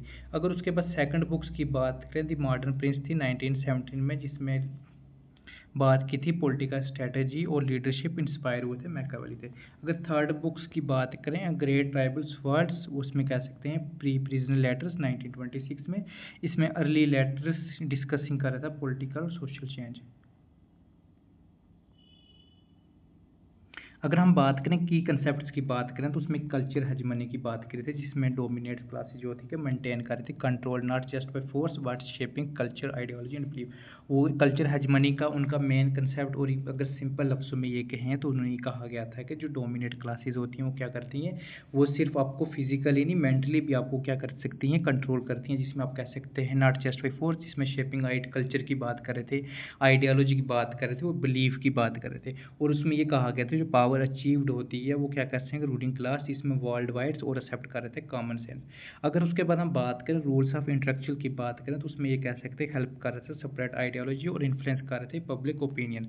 उसमें ये कह सकते हैं ट्रेडिशनल इंटेलेक्चुअल की बात कर रहे थे जिसमें मेंटेन कर रहे स्टेटस क्यूज। उसके बाद है ऑर्गेनिक इंटेलेक्चुअल जिसमें एमरजेंस की बात करें वर्ल्ड क्लास को लीड चेंज। अगर उसके बाद हम बात करें थर्ड की बात करें, थर्ड कंसेप्ट की बात करें स्टेट और सिविल सोसाइटी, इसमें कह सकते हैं स्टेट जो थी वो कंट्रोल पॉलिटिकल सोसाइटी, जिसमें कह सकते हैं law police, while civil society maintain कर रही थी कॉन्सेंट और कल्चर। उसके बाद कह सकते हैं टू रेवोल्यूशन की रिक्वायर की बात करें जिसमें विनिंग की बात हो रही थी, विनिंग कल्चर हो, आइडियोलॉजी बैटल्स जिसमें नॉट जस्ट और पॉलिटिकल पावर्स। अगर वार ऑफ पोजीशन की बात वर्सेस करते हैं, war of position versus war of manoeuvre. War of position ये होगी थी कि ग्रेजुअल स्ट्रगल्स किसके बाद हो रही, कल्चर इन्फ्लुएंस हो रहा था आइडियोलॉजी। और वार्स ऑफ मैनिकुलर्स की बात करें डायरेक्ट पॉलिटिकल्स और उसके कन्फर्मेशन और रेवोल्यूशन। अगर नमोनिक्स की बात करें तो जो पी फॉर प्रिजनर नोटबुक्स और M for the modern princes और G for the great tribals. अगर लीगेंसी की बात करें, इन्फ्लुएंस की बात करें तो वो किससे इन्फ्लुएंस हुए थे, उसमें कह सकते हैं मार्क्सिस्ट थ्योरीज में, पॉलिटिकल साइंस से और कल्चर स्टडीज से। अगर ये इंस्पायर की बात करें तो उसके कह सकते हैं एंटोनियो नेगरी, स्टोरहल्स, उसके बाद राइमोंड विलियम्स और कंटेम्प्रेरी की बात करें क्रिटिकल थ्योरी। अगर शिफ्टेड की बात करें, मार्क्सिज्म फोकस किया था प्योरली इकोनॉमिक्स और कल्चर्स और आइडियोलॉजी डोमिनेट्स। अगर उसके बाद की कंसेप्ट की बात करें, कल्चर हेजमनी में ये कह सकते हैं अलाइड डोमिनेट कर रहे थे, किसके इम्पोजिंग कर रहे थे कल्चर्स वैल्यूज़ की बात करें। अगर उसके रोल ऑफ इंटेलेक्चुअल की बात करें, शेपिंग कर रहा था ideas of change. Famous work की बात करें द प्रिजनर्स बुक्स। अगर कल्चर हेजमनी की बात ये होगी ना, अलाइड अपने कल्चर्स और वैल्यूज डोमिनेट करता था। अगर इंटेलेक्चुअल की बात करें, चेंज लाने में इंटेलेक्चुअल का रोल। अगर फेमस वर्क की बात करें, प्रिजनर नोटबुक जिसमें हज कल्चर हेजमनी और स्टेट की बात कर रहा था। अगर नमोनी की बात करें, princess notebook, P for prisoners, culture hegemony. अगर हम 14 थिंकर्स की बात करें, हैना की बात करें, 1906 में इनका जन्म हुआ था, 1975 में इनकी डेथ हुई थी। ये एक जर्मन अमेरिकन पॉलिटिकल थ्योरीज और फिलासफर थे। इनको बात करें, इनका जो वर्क जो फेमस है टोटलिज्म, जिसमें ऑथोरिटी और ह्यूमन कंडीशन की बात करे थे। उन्होंने नाज़ी जो जर्मनी थी उनको लेटर किया था, इन्फ्लुएंस किया था अंडरस्टैंडिंग्स पॉलिटिकल इवल्स और रेवोल्यूशन और सिविल लाइफ की। अगर हम बात करें इनके जो वर्क की बात करें, द ओरिजिन ऑफ टोटलिज्म 1951 में लिखा गया था, जिसमें एनालाइज कर रहे थे टोटलिज्म, जिसमें रिजीम्स, नाजिज्म और उसके बाद स्टेटलिज्म की बात करें, सेटलिज्म्स। उसके बाद हम बात करें द ह्यूमन कंडीशन की बात करें, कब लिखा गया था, 1958 में, जिसमें कह सकते हैं एक्सप्लोर कर रहे थे कल्चर एक्टिविटी, लेबर्स वर्क्स और एक्शंस की बात कर रहे थे और एम्फसाइज कर रहे थे इसमें फ्रीडम्स और पॉलिटिकल लाइफ्स। उसके बाद हम बात करें ऑन रेवोल्यूशन की बात करें 1963 में, जिसमें कंपेयर कर रहे थे modern revolutions and their outcomes. अगर उसके बाद हम बात कर सकते हैं फोर्थ बुक्स की बात कर सकते हैं, जिसमें हम बात कर सकते हैं रिपोर्ट कर रहे थे ब्रेंटली of evils during Nazi trials, on violence जो उनकी बुक्स थी 1970 में लिखी गई थी। तो उसमें ये कह सकते हैं examines relationship between powers and violence. अगर फोर्थ बुक की बात करें, इन इचमेंस वर्सेस इन जो था उसमें कहते हैं जूरिस सलेमन, जिसमें बेंट्री ऑफ इवल्स की बात कर रहे थे, न्याजी ट्रायल्स की बात करें। अगर सिक्स बुक्स की बात करें तो लाइफ्स ऑफ माइंड, जिसमें हम कह सकते हैं 1977, जिसमें philosophy exploitation of thinking willing and judging की बात कर रहे थे। अगर की कंसेप्ट्स की बात करें तो उसमें टोटलिज्म की बात करें तो उसमें ये कहा गया था मॉडर्न रजीम्स, जिसमें यूज आइडियोलॉजी की बात कर रहे थे, टेरर प्रोपोगंडा की बात कर रहे थे, control both public and private life की बात कर रहे थे, उसका एम्फसाइज कर रहे थे mass mobilisation, elimination of individualism, जिसमें इंडिविजुअलिज्म की बात हो रही थी, बेंट्री ऑफ इवल्स की बात, इसमें ये कह सकते हैं और ऑर्डिनरी जो इंडिविजुअल था वो कमेंट कर रहा था फॉलोइंग ऑर्डर ब्लाइंडली, इसमें विदाउट मॉरल रिफ्लेक्शन, सीन से अडॉप्ट की बात होती थी। अगर ह्यूमन कंडीशन की बात करें तो उन्होंने ह्यूमन कंडीशन को 3 एक्टिविटीज़ की बात बताई थी, उसमें कहा गया था लेबर की बात करें, बायोलॉजिकल सर्वाइवल्स, वर्क की बात करें, क्रिएटिव ड्यूरेबल वर्क्स, और एक्शन की बात करें, पॉलिटिकल इंगेजमेंट की बात करें, फ्रीडम्स की। और उसके बाद एक्शन की बात करें, सेंट्रल्स पॉलिटिकल लाइफ्स और फ्रीडम्स की। अगर बात करें अथॉरिटीज़ एंड रेवोल्यूशन की बात करें, जो था उसमें कह सकते हैं ट्रू पॉलिटिकल फ्रीडम जो रिक्वायर कर रहे थे active participation revolutions often fails when ideals conflict कर रहे थे प्रैक्टिकल गवर्नेंस। अगर हम बात करें नमोनिक्स फॉर द रिमेंबरिंग्स वर्क की बात करें, टी फॉर टोटलिज्म, जिसमें बात कर सकते हैं the origins of totalism, H for humans की बात करें ह्यूमंस कंडीशंस, और इक्वल्स की बात करें इक्वल्स का इंचमेंट्स बात होती है। अगर हम बात कर रहे सकते हैं कि ये इन्फ्लुएंस की लिगेसीज की बात करें, इन्फ्लुएंस हुए थे political theories, philosophy and ethics. Offer इन्होंने किया था टोटलिटरियन रिजीम, जिसमें रोल ऑफ इंडिविजुअल्स और पॉलिटिकल फ्रीडम की बात की थी। और ये स्टडीज़ किसकी किया था, वाइडली किया था, इसमें कह सकते हैं पॉलिटिकल साइंस, हिस्ट्री और फिलासफी। अगर कंसेप्ट की बात करें टोटलिज्म की बात करें तो उसमें क्या किसकी बात हो रही है, करेक्टरिस्टिक्स एनालिटिक्स और मॉडर्न टोटलिटरियन स्टेट्स। उसके बाद ह्यूमन कंडीशन की बात करें तो उसमें कह सकते हैं ह्यूमन एक्टिविटी, जिसमें फ्रीडम्स और पॉलिटिकल लाइफ की बात हुई थी। अगर उसके बाद हम बात करें फेमस वर्क की बात करें दी ओरिजिन ऑफ टोटलिज्म, जिसमें एनालिसिस कर रहे थे टोटलिटरियन रेजिम्स, दी ह्यूमन कंडीशन की बात करें 1958, जिसमें एक्सप्लॉयटेशन की बात करें human activity and freedoms, on revolution की बात करें 1963, उसके बाद इंस्ट्रूमेंट की बात करें report of banality evils 1963, on violence की बात करें 1970, उसके बाद दी लाइव्स ऑफ माइंड की बात करें 1977। दो कंसेप्ट की अब बात कर सकते हैं कि टोटलिज्म जो था कि किसकी बात करता था, मॉडर्न टोटलिटरियन स्टेट्स के कैरेक्टरिस्टिक्स, और ह्यूमन कंडीशन की बात करें ह्यूमन कंडीशन और फ्रीडम की बात करता था। अगर 15 थिंकर्स की बात करें, फ्रांसिस फैनन थे, 1925 में इनका जन्म हुआ था और 1961 में इनकी डेथ हुई थी। तो ये क्या हम ये कह सकते हैं जो एक रेवोल्यूशनरी थिंकर्स थे और फिलासफर थे, और इनका फोकस ये था कि जो अफेक्ट हुए कॉलोनिज्म के ऊपर, उनके ऊपर मतलब देखना। उसमें ये कहा गया था कि जो विटनेस थे कॉलोनिकल्स एंड पार्टिसिपेट किया था अल्जीरिया वार्स ऑफ इंडिपेंडेंस, और उसके बाद कह सकते हैं उनका वर्क है एनालाइज करना, आइडेंटिफाई करना और रेस और लिबरलिज्म। अगर की वर्क की बात करें तो सबसे पहले की वर्क जो था इंपॉर्टेंट मोस्ट इंपॉर्टेंट जो है यूजीसी नेट के लिए और जेकेपीएससी 10+2 के लिए, तो उसमें black skin and white marks जो था 1952 में लिखा था। अगर इसके बाद हम बात कर सकते हैं कि फोकस की बात करें, साइकोलॉजी जो इम्पैक्ट था कॉलोनिज्म का और रेसिज्म और एलिनेशन ऑफ कॉलोनाइज्ड पीपल। उसके बाद रेलिवेंस की बात करें कि सेमिनार वर्क तो हुआ था जिसमें पोस्ट कॉलोनियल थ्योरी, उसमें आइडेंटिफाई किया था पॉलिटिक्स और रेस थ्योरीज की बात की थी।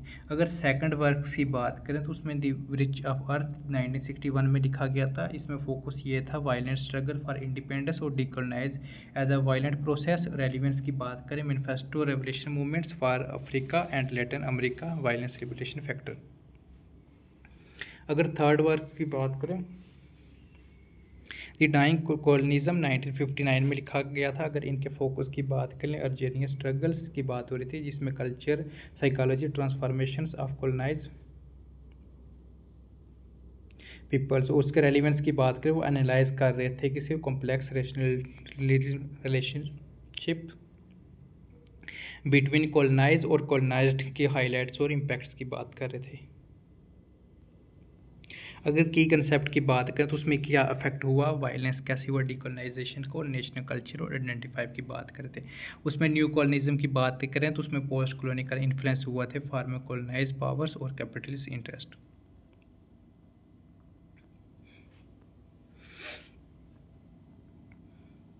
तो उसके बाद हम बात कर सकते हैं कंसेप्ट की बात कॉलोनिज्म में ये था कि कॉलोनाइज लोगों के फिजियोलॉजिकल अफेक्ट। उसके बाद नेशनल लिबरेशन की बात करें, डिकोलोनाइजेशन और लिबरेशन स्ट्रगल। तो अगर हम 16 की बात करें, 16 थिंकर्स की बात करें, जो माओ की बात हो रहे हैं 1893 में पैदा हुए थे, 1976 में इनकी डेथ हुई थी। अगर इसकी बात करें जो माओ थे वो पॉलिटिकल लीडर थे, फिलासफी थी और रेवोल्यूशनरी थी चाइना में।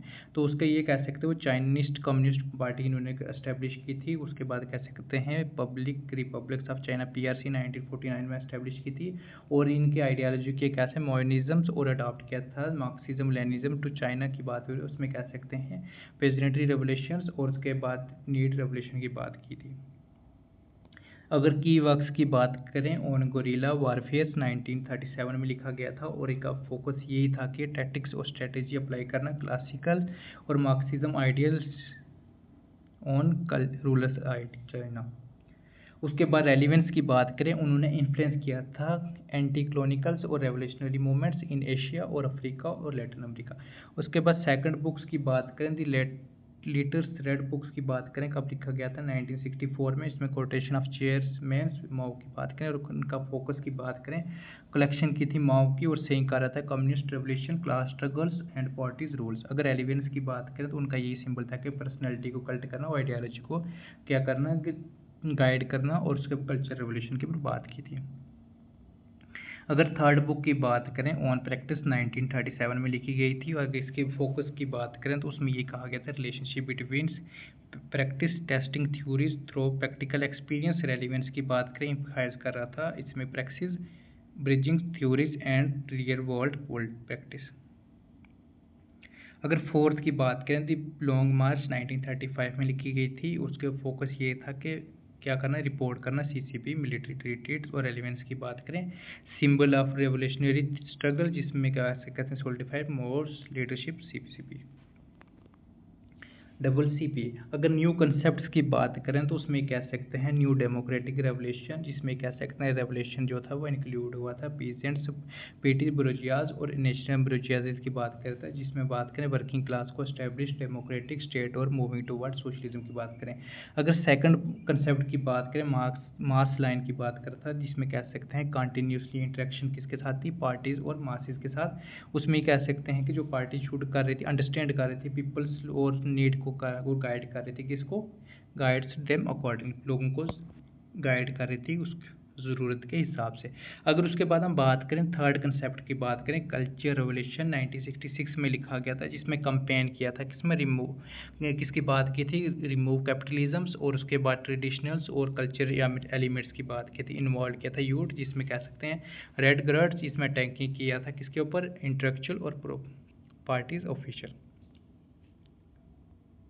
अगर कंसेप्ट्स की बात करें मार्क्सिज्म और लेनिज्म की बात करें, इसमें अडॉप्शन किया था मार्क्सिज्म और लेनिज्म प्रिंसिपल ऑफ चाइनीज पीपल्स, तो पीपल ऑफ वार की बात करें स्ट्रेटेजी की थी गोरिल्ला वारफेयर और रेवोल्यूशनरी स्ट्रगल्स। अगर फेमस कोटेशन की बात करें तो उसमें कह सकते हैं कि उनका जो कोटेशन था चेयरमैन माओ 1964 में, इसमें किसकी बात की थी, collection of politicals and economics military philosophy quotation और gorilla warfare 1937 on practice 1937।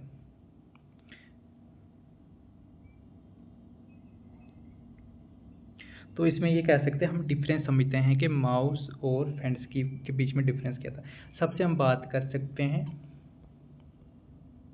Revolutionary strategy की बात करें, ये माओ किसके ऊपर फोकस कर रहे थे pageants, ruler based revolution, political और मिलिट्री स्ट्रेटेजी।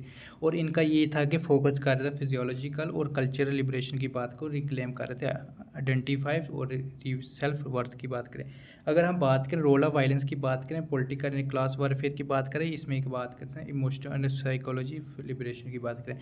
अगर focus on presents versus urban की बात करें तो उसमें ये कह सकते हैं पीजेंट सेंट्रल टू रेवोल्यूशन की बात कर रहे थे, इसमें कॉलोनाइज कम्युनिटी जो थी holds no rulers urban distension. अगर कल्चर रिवोल्यूशन की बात करें पॉलिटिकल एंड इकोनॉमिक्स की बात करें ट्रांसफॉर्मेशन, इसमें बात कर सकते हैं culture physiology transformation and reclaiming indigenous culture. 17 thinkers की बात करें जॉन रॉल्स थे, 1921 में इनका जन्म हुआ था और 2002 में इनकी डेथ हुई थी। ये हम बात कर सकते हैं अमेरिकन पॉलिटिकल फिलासफर थे, जिसमें लिबरलिज्म और जस्टिस की बात की थी। इनको कहा गया था redefining social contract theories 20th century. इनका फोकस यही था कि fairness, equities, morals, reasonings in society. इनके की वर्क्स की बात करें तो इसमें कह सकते हैं द थ्योरीज ऑफ जस्टिस 1971 में लिखा गया था, जिसमें बात कर सकते हैं justice of fairness, original positions और वेल ऑफ इग्नोरेंस की बात करें। उसके बाद सेकंड वर्क्स की बात करें पॉलिटिकल लिबरेशन 1993 में, इसमें बात कर सकते हैं एड्रेस की बात करें प्लूरलिज्म, उसमें ये कहा गया था कि सोसाइटी फंक्शन और इमाइड डाइवर्स वैल्यूज़ की बात करें। उसके बाद थर्ड की बात करें द लॉ ऑफ पीपल 1999 में एक्सटेंड किया था प्रिंसिपल जस्टिस टू इंटरनेशनल। अगर फोर्थ की बात करें जस्टिस एज अ फेयरनेस, इसमें कह सकते हैं स्टेटमेंट्स 2001 और उसमें क्लैरिफाई किया था, रिफाइन किया था हिज थ्योरीज ऑफ जस्टिस। अगर इनके कंसेप्ट की बात करें, थ्योरी ऑफ जस्टिस था जिसमें किसकी बात करें तो सोसाइटी क्या करती है, स्ट्रक्चर दिया था जिसमें इनइक्वालिटी बेनिफिट्स एट लिस्ट की बात की थी कि लिस्ट एडवांटेज, जिसमें जस्टिस फेयरनेस की बात हुई थी। अगर ओरिजिनल पोजीशन वर्सी वेल ऑफ इग्नोरेंस की बात करें, हाइपोथेसिस सिनेरियो बताया था जिसमें इंडिविजुअल डिज़ाइन किया था society without knowing their own status, उसके बाद कैसे था इंश्योर किया था, जिसमें प्रिंसिपल ऑफ जस्टिस फ्रीडम्स की बात हुई, फ्री ऑफ सेल्फ इंटरेस्ट। इससे बात कर सकते हैं ट्रू प्रिंसिपल्स ऑफ जस्टिस की बात करें, equal basic liberation for all, freedoms of speech, इसमें पॉलिटिकल पार्टिसिपेशन की बात की थी। इसमें सोशल और इकोनॉमिक इनइक्वालिटी की बात करें, इसमें रेंज किया था बेनिफिट्स एट लिस्ट की बात करें, एडवांटेज जिसमें कह सकते हैं कि फेयर इक्वलिटी या अपॉर्चुनिटी।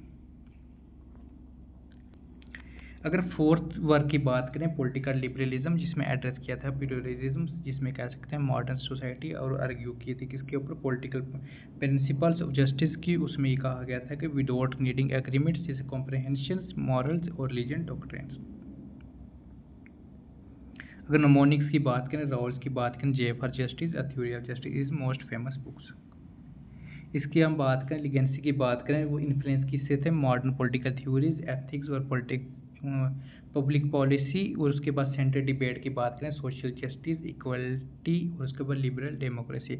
अगर कंसेप्ट की बात करें, थ्योरी ऑफ जस्टिस, जिसमें जस्टिस अंडरस्टूड और फेयरनेस की बात कर रहा था, ओरिजिनल पोजीशन की बात करें, एक्सपेरिमेंट थॉट ऑफ एक्सपेरिमेंट, उसके बाद इंट्रोड्यूस करना वेल ऑफ इग्नोरेंस और इंश्योर करना इन पार्टीज।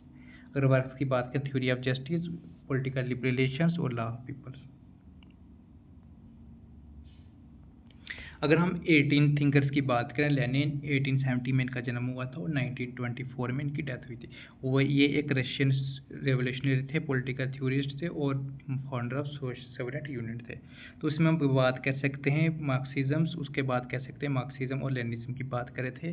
अक्टूबर रेवोल्यूशन हुआ था, इसमें कह सकते हैं 1917 में, उसमें किसकी बात की थी, ओवरथ्रोइंग की थी, गवर्नमेंट को निकाला गया था, प्रोविजनल गवर्नमेंट्स।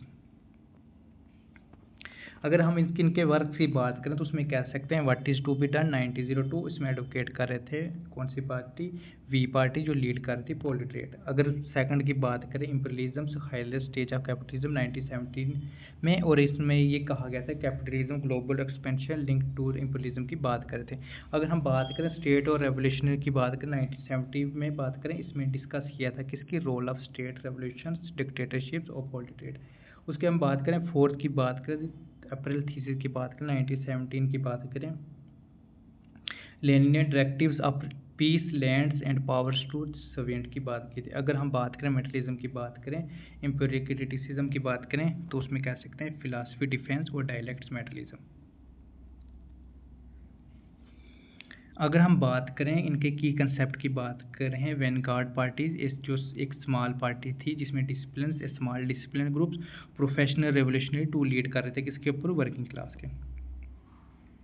अगर सेकंड की बात करें, डेमोक्रेटिक सेंट्रलिज्म, जिसमें पार्टी मेंबर्स क्या कर रहे थे, डिबेट करते हैं फ्रीली इंटरनली, और उसके बाद once decision is made must be adhered strictly. अगर इंपीरियलिज्म की बात करें, फाइनल स्टेज थी कैपिटलिज्म की, जिसमें मोनोपोली कैपिटलिज्म एक्सप्लॉइट कर रहे थे colonies for profit leading to war. अगर डिक्टेटरशिप की बात करें, टू द पोलिट्रेट की बात करें, इसमें कह सकते हैं ट्रांजिशन स्टेट की बात की थी आफ्टर रेवोल्यूशनरी, जिसमें कह सकते हैं वर्किंग क्लास जो थी वो होल्ड कर रही थी पॉलिटिकल पावर्स, जिसमें कह सकते हैं कैपिटलिस्ट स्ट्रक्चर। उसके बाद हम बात करें फिफ्थ की बात करें, रेवोल्यूशनरी प्रैक्टिस की बात करें, जो अप्लाइड हुआ था थर्ड प्रैक्टिकल रेवोल्यूशनरी एक्शन।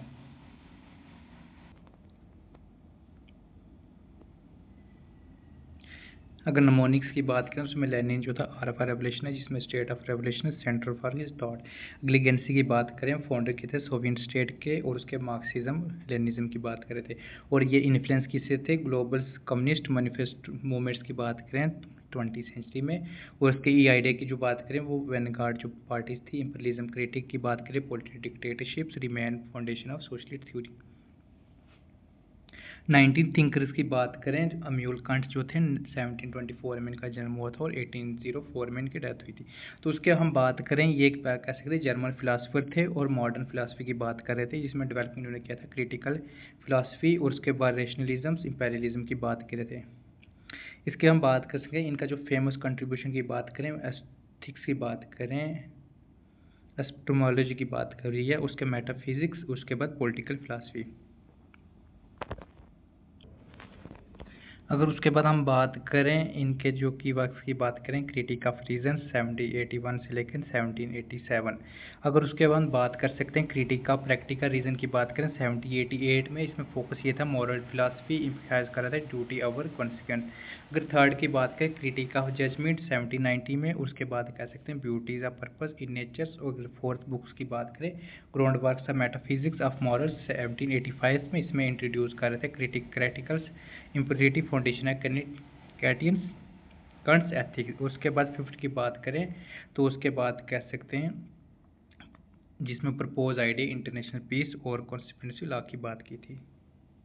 अगर की कंसेप्ट्स की बात करें, अगर हम बात करें कंट के जो की कंसेप्ट्स की बात करें, जो फर्स्ट है कैटेगरिकल इम्पीरियलिटी, जिसमें कह सकते हैं यूनिवर्सल मॉरल लॉ की बात करता है, जिसमें मैक्सिमम केस की बात कर रहा था।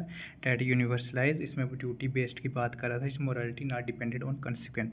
सेकंड की बात करें फेनोमेना वर्सेस मोनिमी की बात करें, फेनोमेना जो था वो वर्ल्ड की बात करें, प्रिस्क्राइब इट्स की और सिनेमोनी की बात करें तो उसमें कह सकते हैं इंडिपेंडेंस और परसेप्शन की बात करें ह्यूमंस जो थे कैन नॉट फुली नो। अगर ऑटोनमी ऑफ फीलिंग्स की बात करें उसमें कह सकते हैं मॉरल लॉ जो था वो ब्लाइंडली क्या कर रहा था, रेशनल बींग्स लेजिस्लेट देमसेल्फ, इसमें फ्रीडम की बात करें एबिलिटी की बात हो रही है इसमें according to rational moral law. अगर उसके बाद कह सकते हैं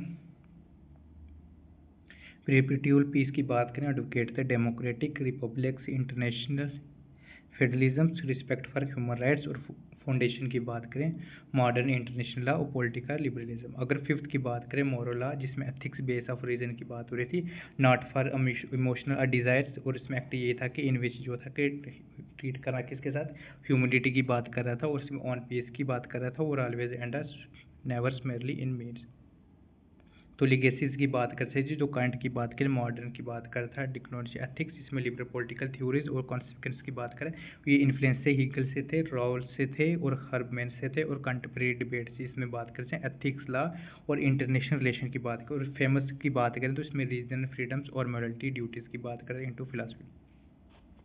अगर लास्ट जो हमारा थिंकर था उसके कह सकते हैं जॉर्ज एच सिबाइन की बात करें 1880 में पैदा हुए थे, और इनके जो डेट ऑफ डेथ है वो हम कह सकते हैं सही चीज़ पे नहीं दिया, किसी बुक्स पे 1973 दिया है, 77 दिया और एक जगह पे 1966 दिया है। तो मैंने 3 4 5 6 बुक्स देखी हैं तो उसमें जो था 1973 से लेकर 1977 तक। तो आप इसमें दोनों में से कोई भी कर सकते, एग्जाम में कोई क्वेश्चन है तो आप कर सकते हैं, ठीक है। तो उसके बाद हम बात कर सकते हैं अमेरिकन पॉलिटिकल कह सकते हैं थ्योरिस्ट थे, इसमें कह सकते हैं पॉलिटिकल थॉट की बात करते हैं। अगर इनके फेमस वर्क की बात करें पॉलिटिकल थ्योरीज और ऑफरिंग करते हैं सिस्टमेटिक एनालिसिस और पॉलिटिकल आइडियाज़ की बात करें। और इनका फोकस ये था कि क्लासिकल और मॉडर्न थिंकर्स की बात करें on contribution of political philosophy.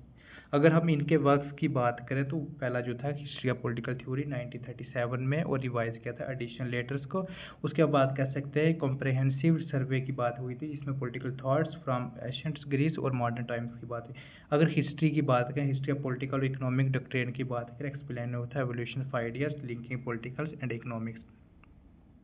अगर हम कंट्रीब्यूशन की बात करें तो उसमें कह सकते हैं क्लोनिकल अंडरस्टैंडिंग की बात की थी, क्रोनोलॉजिकल अंडरस्टैंडिंग पॉलिटिकल थ्योरीज, इसमें क्लासिफाइड किया था पॉलिटिकल थॉट्स, इसमें एंशिएंट मेडिवल्स और मॉडर्न पीरियड्स की बात की। और इसको ऑब्जेक्टिव से अवॉइडिंग से आइडियोलॉजी बेस बनाया था, इसमें एनालाइज किया था कि कैसे ये थिंकर जो हैं ऑब्जेक्टिवली अवॉइड से आइडियोलॉजी बयास करते थे। उसके बाद हम बात करते हैं प्रोवाइड करते थे definition justice states and sovereignty through historical. अगर नमोनिक्स की बात करें सिबाइन जो था वो किसकी बात करता है, सर्वे की बात करता है, R brilliant ideas and national evolution, ये हेल्प करता है रिमेंबर फोकस करता है systematic historical analysis of political thought.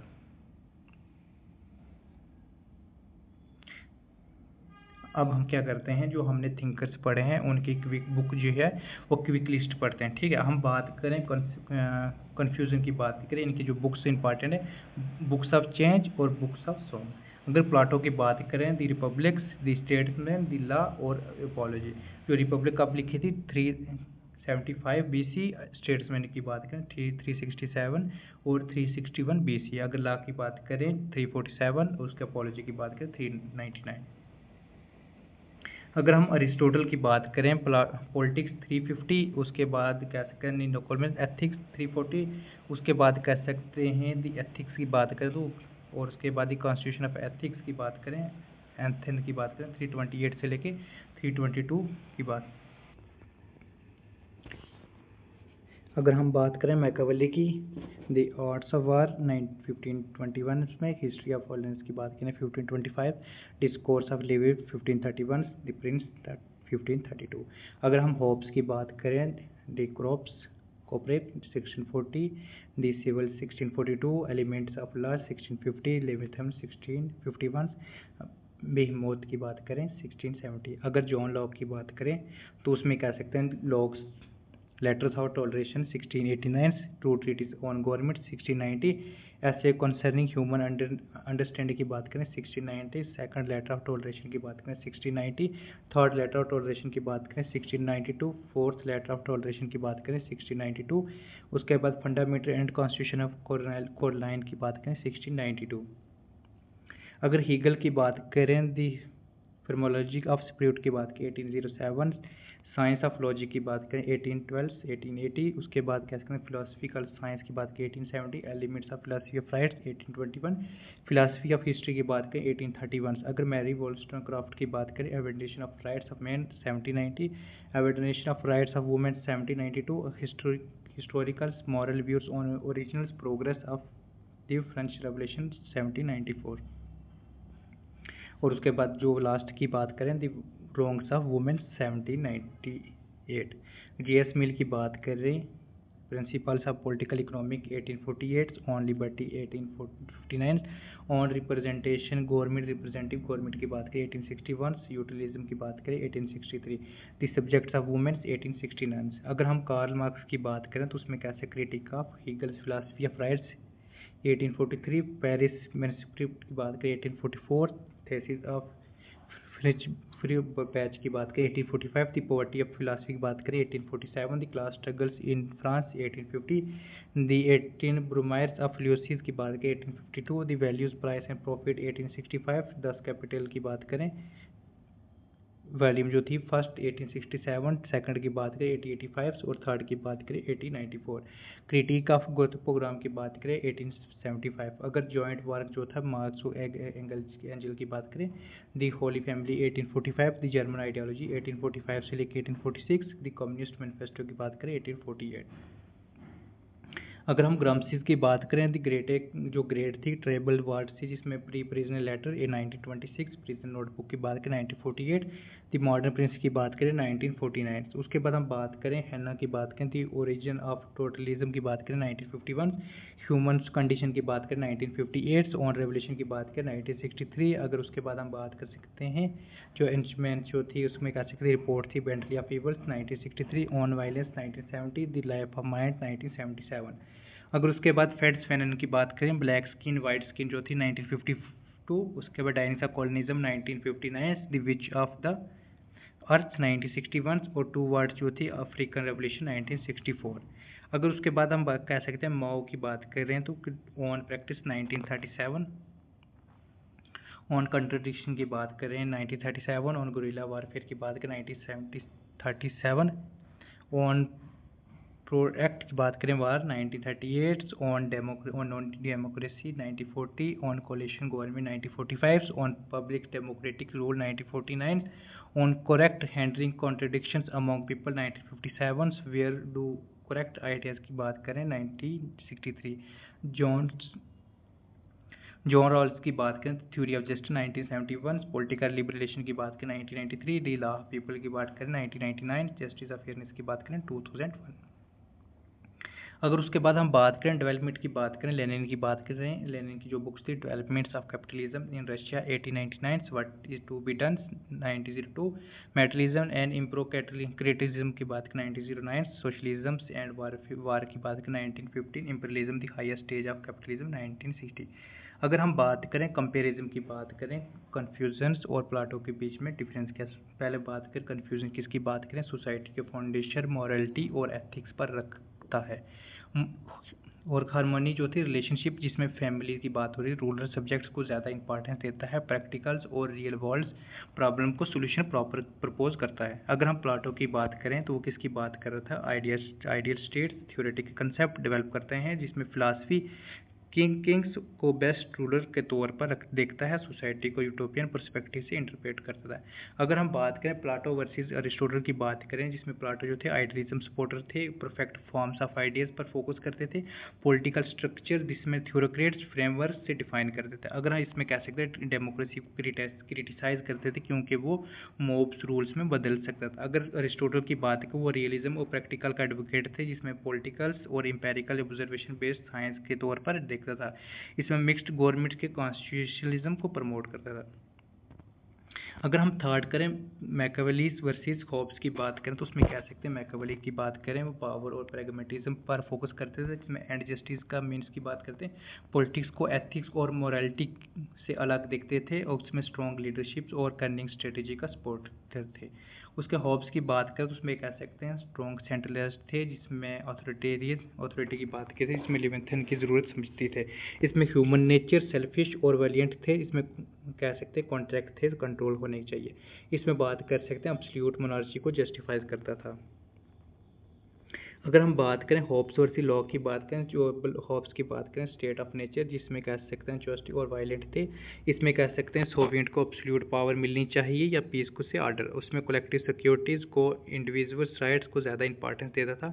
अगर हम लॉ की बात करें स्टेट और नेचर पीसफुल को रेशनल है, जिसमें नेचुरल राइट्स की बात करें, जिसमें बात आ गई लाइफ लिबर्टी प्रॉपर्टी, जिसमें प्रोटेक्ट करने में गवर्नमेंट्स का काम, जिसमें लिमिटेड गवर्नमेंट्स को कॉन्स्टेंट गवर्नेंस पर फोकस करता है। अगर हम लॉ वर्सेस रूसो की बात करें तो उसमें कह सकते हैं लॉक जो थे वो किसके इंडिविजुअलिज्म और प्राइवेट प्रॉपर्टी के सपोर्टर थे, इसमें रिप्रेजेंटेटिव डेमोक्रेसी की बातें करते थे।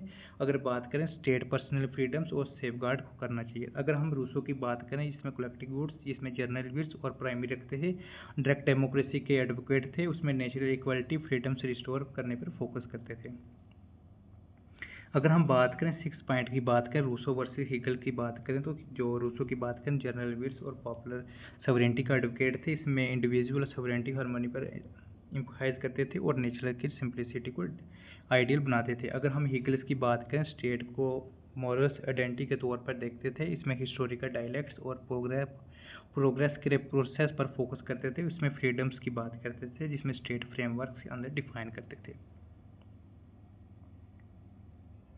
अगर हीगल वर्सेस मार्क्स की बात करें, हीगल्स की बात करें आइडिया और स्पिरिट के एवोल्यूशन की प्रायोरिटी देते थे, हिस्ट्री को आइडिया और कॉन्फ्लिक्ट इवॉल्व प्रोसेस होता था, और देखते थे स्टेट को फ्रीडम्स और अल्टीमेट को मानते थे। अगर हम बात करें मार्क्स की बात करें, मटेरियल कंडीशन और इकोनॉमिक क्लास पे फोकस करते थे, हिस्ट्रिकल मेटलिज्म रेवोल्यूशन के जरिए क्लासलेस सोसाइटी की बात करते थे, स्टेट को एक्सप्लॉइट और स्ट्रक्चर के रूप में देखते थे। अगर हम बात करें मैरी वोllstonecraft वर्सेस जे.एस. मिल बात करें, मैरी की बात करें वो वुमेन की इक्वलिटी और एजुकेशन के लिए फाइट करती थी, अगर पैटर्ची नॉर्म्स के चैलेंज करती थी, उसमें बात करें अर्ली फेमिनिस्ट थिंकर्स के रूप में आइडेंटिफाई करती थी। अगर हम जे.एस. मिल की बात करें, वो लिबर्टीज़ और डेमोक्रेसी के सपोर्टर थे, वुमेन्स को इक्वल राइट को प्रमोट करते थे, हायर प्लेजर और कलेक्टिव हैप्पीनेस पर फोकस करते थे, इसमें सोशल इकोनॉमिक्स रिफॉर्म के लिए ज़्यादा फोकल थे।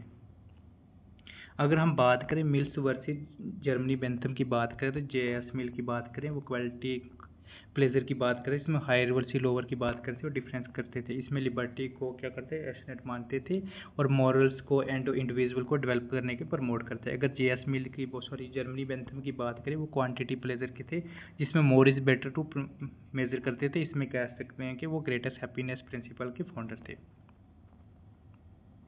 इसमें सिक्योरिटीज़ और यूटिलिटी के लिबर्टीज़ को ज़्यादा इंपॉर्टेंस देते थे। अगर हम बात करें ग्रामसी वर्सेस मार्क्स की बात करें, कार्ल मार्क्स कह सकते हैं इकोनॉमिक क्लास स्ट्रगल और रेवोल्यूशन पे फोकस करते थे, क्लासलेस सोसाइटी और सोशलिज्म को एडवोकेट थे। अगर ग्रामसी की बात करें, वो कल्चर हजमनी की आइडियोलॉजी डोमिनेशन को समझने में कंट्रीब्यूट करते थे, सिविल सोसाइटी सुपर स्ट्रक्चर पर ज़्यादातर जोर फोकस करते थे।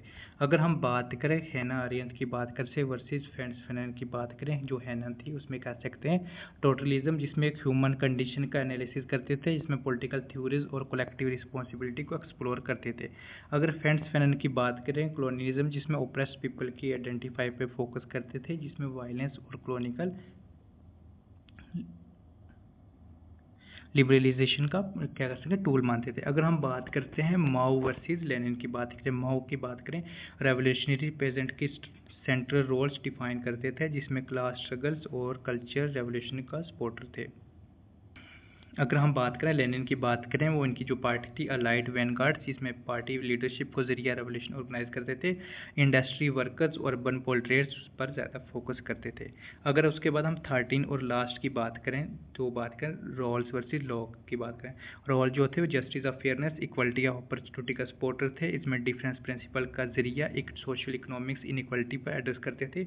अगर हम बात करें जॉन रॉल्स की, तो उसमें जॉन लॉक की बात करें, उसमें कह सकते हैं कि नेचर राइट्स और लिमिटेड गवर्नमेंट इस पर फोकस करते थे, स्टेट को प्रॉपर्टी और इंडिविजुअल लिबर्टीज प्रोटेक्ट करने का टूल मानते थे। ये जो हमारा था वेस्टर्न पॉलिटिकल थॉट के 20 थिंकर्स की,